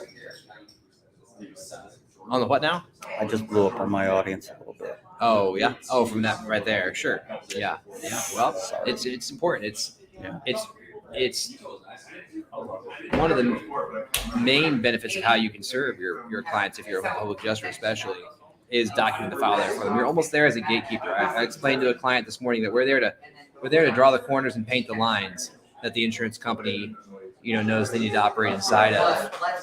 We can't make them stay in the lines, but we can darn sure draw them out really well for them. And so if you're not documenting your file well, and if you're not keeping an accurate record of all of the misdoings of the carrier, then you're definitely not doing your job. That's the whole reason they're hiring us, is to have somebody take the burden, the duties after a loss in the policy. A lot of the different schools out there, we'll teach about how to fulfill the duties. We're there as the public adjuster to fulfill the insured's duties under the loss. Right. Yes, sure. We're helping them do that, but we're also there to be the ones keeping the record. Right. We're there to keep an accurate record of everything the carrier has done, to file the complaints with the state board. Maybe it doesn't work. Maybe it does nothing. But by golly, now there's a public record that you can download that complaint out of and show, look, here's the list of the complaints we filed on this one. It's keeping the record going. That's probably a good thought. The idea that you have to keep the record. I actually like that terminology quite a bit. Keep the record. So the duties after loss are required to be maintained by the policyholder. In some states, as a PA, you're not allowed to use those documents. So it depends on the state that you're in. But for the most part, you're right. In most states, you have a fiduciary responsibility as a public adjuster to advise the policyholder to do the right thing, to make sure that the duties are met. And if you don't meet those duties, then you could be liable yourself as a public adjuster which is why you have to have a certain amount of errors and omissions insurance and stuff that goes on. So if you don't perform those duties, then well, you just failed. Yep. I think that It's the easy advice and- level there is something that's important. If you see some crap going on, if the carrier is performing bullshit, I think where most PAs go wrong is they don't communicate those failures to the policyholder. They don't let the policyholder know what's going on. They just kind of, we're going to take care of this. You don't have to do anything. We're going to handle it all. But then they don't even tell the policyholder. Right. Yeah. I think that there could be a lot of benefits in having the policyholder be aware, and if they want to get involved, letting them get involved. Yeah, absolutely. Yeah, I will file a complaint. Yeah. And then get on the phone with the policyholder, give them the kind of the update of where the situation is at, and then send them an email with some verbiage to use in a complaint of their own, because it can hurt you for multiple times, and then they feel like they're getting their skin in the game also. And do you give the same kind of language like you would write it, or do you like dumb it down it's into like tweaked a little bit language? to where it would make more sense coming from them. Yeah. Well, and I shoot, probably 2 or 3 times, a policyholder has sent me a text. You know, they're just venting. They know I'm part of the solution, not the problem, but they're complaining and they're saying, you know, here's how I've been out of the house. Here's what's happened. Here's, or whatever the case may be. I say, hey, you can go to this website. And you're going to click through several fields of inputting your name and number and address. And then when you get to the box, ask them what the problem is. I want you to put that text, you know, because Does that help? you're not quoting the state statute the same way that I do, but you're here. The TDI is going to hear that, you know, that somebody's been put out and been put through emotional, stressful experience because of how this carrier's been treating this. How do you feel the TDI works? Are they a decent department? Will they actually help? So my experience with them has been exclusively through filing complaints. I have not had any where the complaint itself resulted in any kind of positive claim action. Not one single time. What it does do very well is kick loose a claim supervisor. Right, whoever answers that summons from TDI to express what's going on, you get a hold of somebody different than just the routine desk adjuster that was assigned. So It prompts a claim review. Yes, it prompts a review. You get somebody else's, direct email and number at the carrier to add to the stack. You get somebody else to file the next complaint on when you do the next one. You get somebody else to make sure, hey, you yourself have seen this proof of loss, right? You didn't just have 2 steps downstairs deny this, but this is really what you, the regional manager, or whatever their title may be, this is what you are saying, just to clarify. And then when they, best case is they respond in writing. Yeah, we're standing by our decision. You've not presented any new information. We're standing by our original disclaimer letter that we sent 6 months ago. Here it is again for your benefit. Okay. We know what to do now. I've gotten that specific terminology so many times, and I wouldn't mind getting a carrier to define what is new information. Right. How much new information you need before it qualifies as being new information. Yeah, exactly. What do you mean by that? What does that mean? Dick, because I totally gave you some information. You chose to ignore it. Or when they say the information you gave us is the same as what we had in our inspection report. I'm like, it's literally not. Your inspection report said no damage, and I sent you 50 pictures of hail hits on the roof. It's literally not the same as what you had in your inspection report. I read your inspection report. It denied the claim for our client. Mine's very different. That's why I sent it. What definition of damage were they using for that report? Are they actually using the definition from the policy? The one, right, to your class from yesterday, that was an adjuster. It was they did the same thing. I want to say an alacrity IA for State Farm. The adjuster is exactly the same. Sure, use the same vetting process, use the same. Pretty much it. Yeah. Anyway, we're going to get off of here. I appreciate you being on. Absolutely. And I'm going to see you in Florida. Yes, maybe 2 times now. Yeah, That'd be pretty cool. cool. No, we'll definitely do it. And I'm going to take We'll you do to the, we'll do it in Florida. Yeah. We have a date. Sounds like a plan. All right. All right. Matt, see you next time. Cool. I'm Matt Daniels. All right. Daniel, get over here. Let's wrap this up. All right. This has been a successful party. was a good day. By saying successful party, I mean that I've had only 2 beers, so I'm not Oh, yeah. sure it was that successful. But you had a really good plate of meat. Did have a lot of meat. I put a shit ton of meat in my mouth. Yeah. And I got to talk to some people that don't normally get on camera. Yeah. So that was pretty cool. And we did some raffles. A lot of networking. I think that you feel like the people that came through here actually benefited from the meeting. I think so. We had a couple. We had some PAs show up. We had some contractors show up. We had some supply reps show up. I think them being able to kind of mingle between each other, which is good. The continuity within the industry is probably the most important thing. And I'll be the first one to say, sometimes we may not be the right fit for, a lot of times it's personality driven, right? So, anytime that we can connect people together, we're good. I just wrote Coastal in the comments a few more times just to make sure that because Coastal Claims did agree to pay $1 towards a nonprofit for every time the word Coastal showed up in the comments. They did not say when they were cutting that off. Wait a moment. An error occurred in their stipulations for this rule. So you have an unlimited amount of time to put the word Coastal in there. Put it in there so they have to pay more money. Right. Yeah, get them. Show the man. So, but all in all, good day. Yeah. Matt, we appreciate you sitting in and spending 3 hours and 50 minutes of your life right in front of the camera. Well, that was my life. I mean, I moved around a lot. So, all in all, great day. I probably have a shit ton of phone messages that I have to go through. Yeah. If you've been waiting for me to call you back, I apologize. This was great. I'm really excited that the amount of people that actually came here did. And a lot of them were public adjusters. And we are opening, Coastal Claims is opening up in Texas. This is a grand opening for a public adjuster firm. And other public adjusters from other firms came. Yeah. And I think that's fantastic. That's a good industry. If people are willing to collaborate like that. So I'm very happy with you people. Thank you for showing up. And thank you for watching. And we'll wrap this thing up. I'm going to shake your hand as if we're actually walking away from each other. Thank you, Daniel. Thank you, Matt. Uh-huh.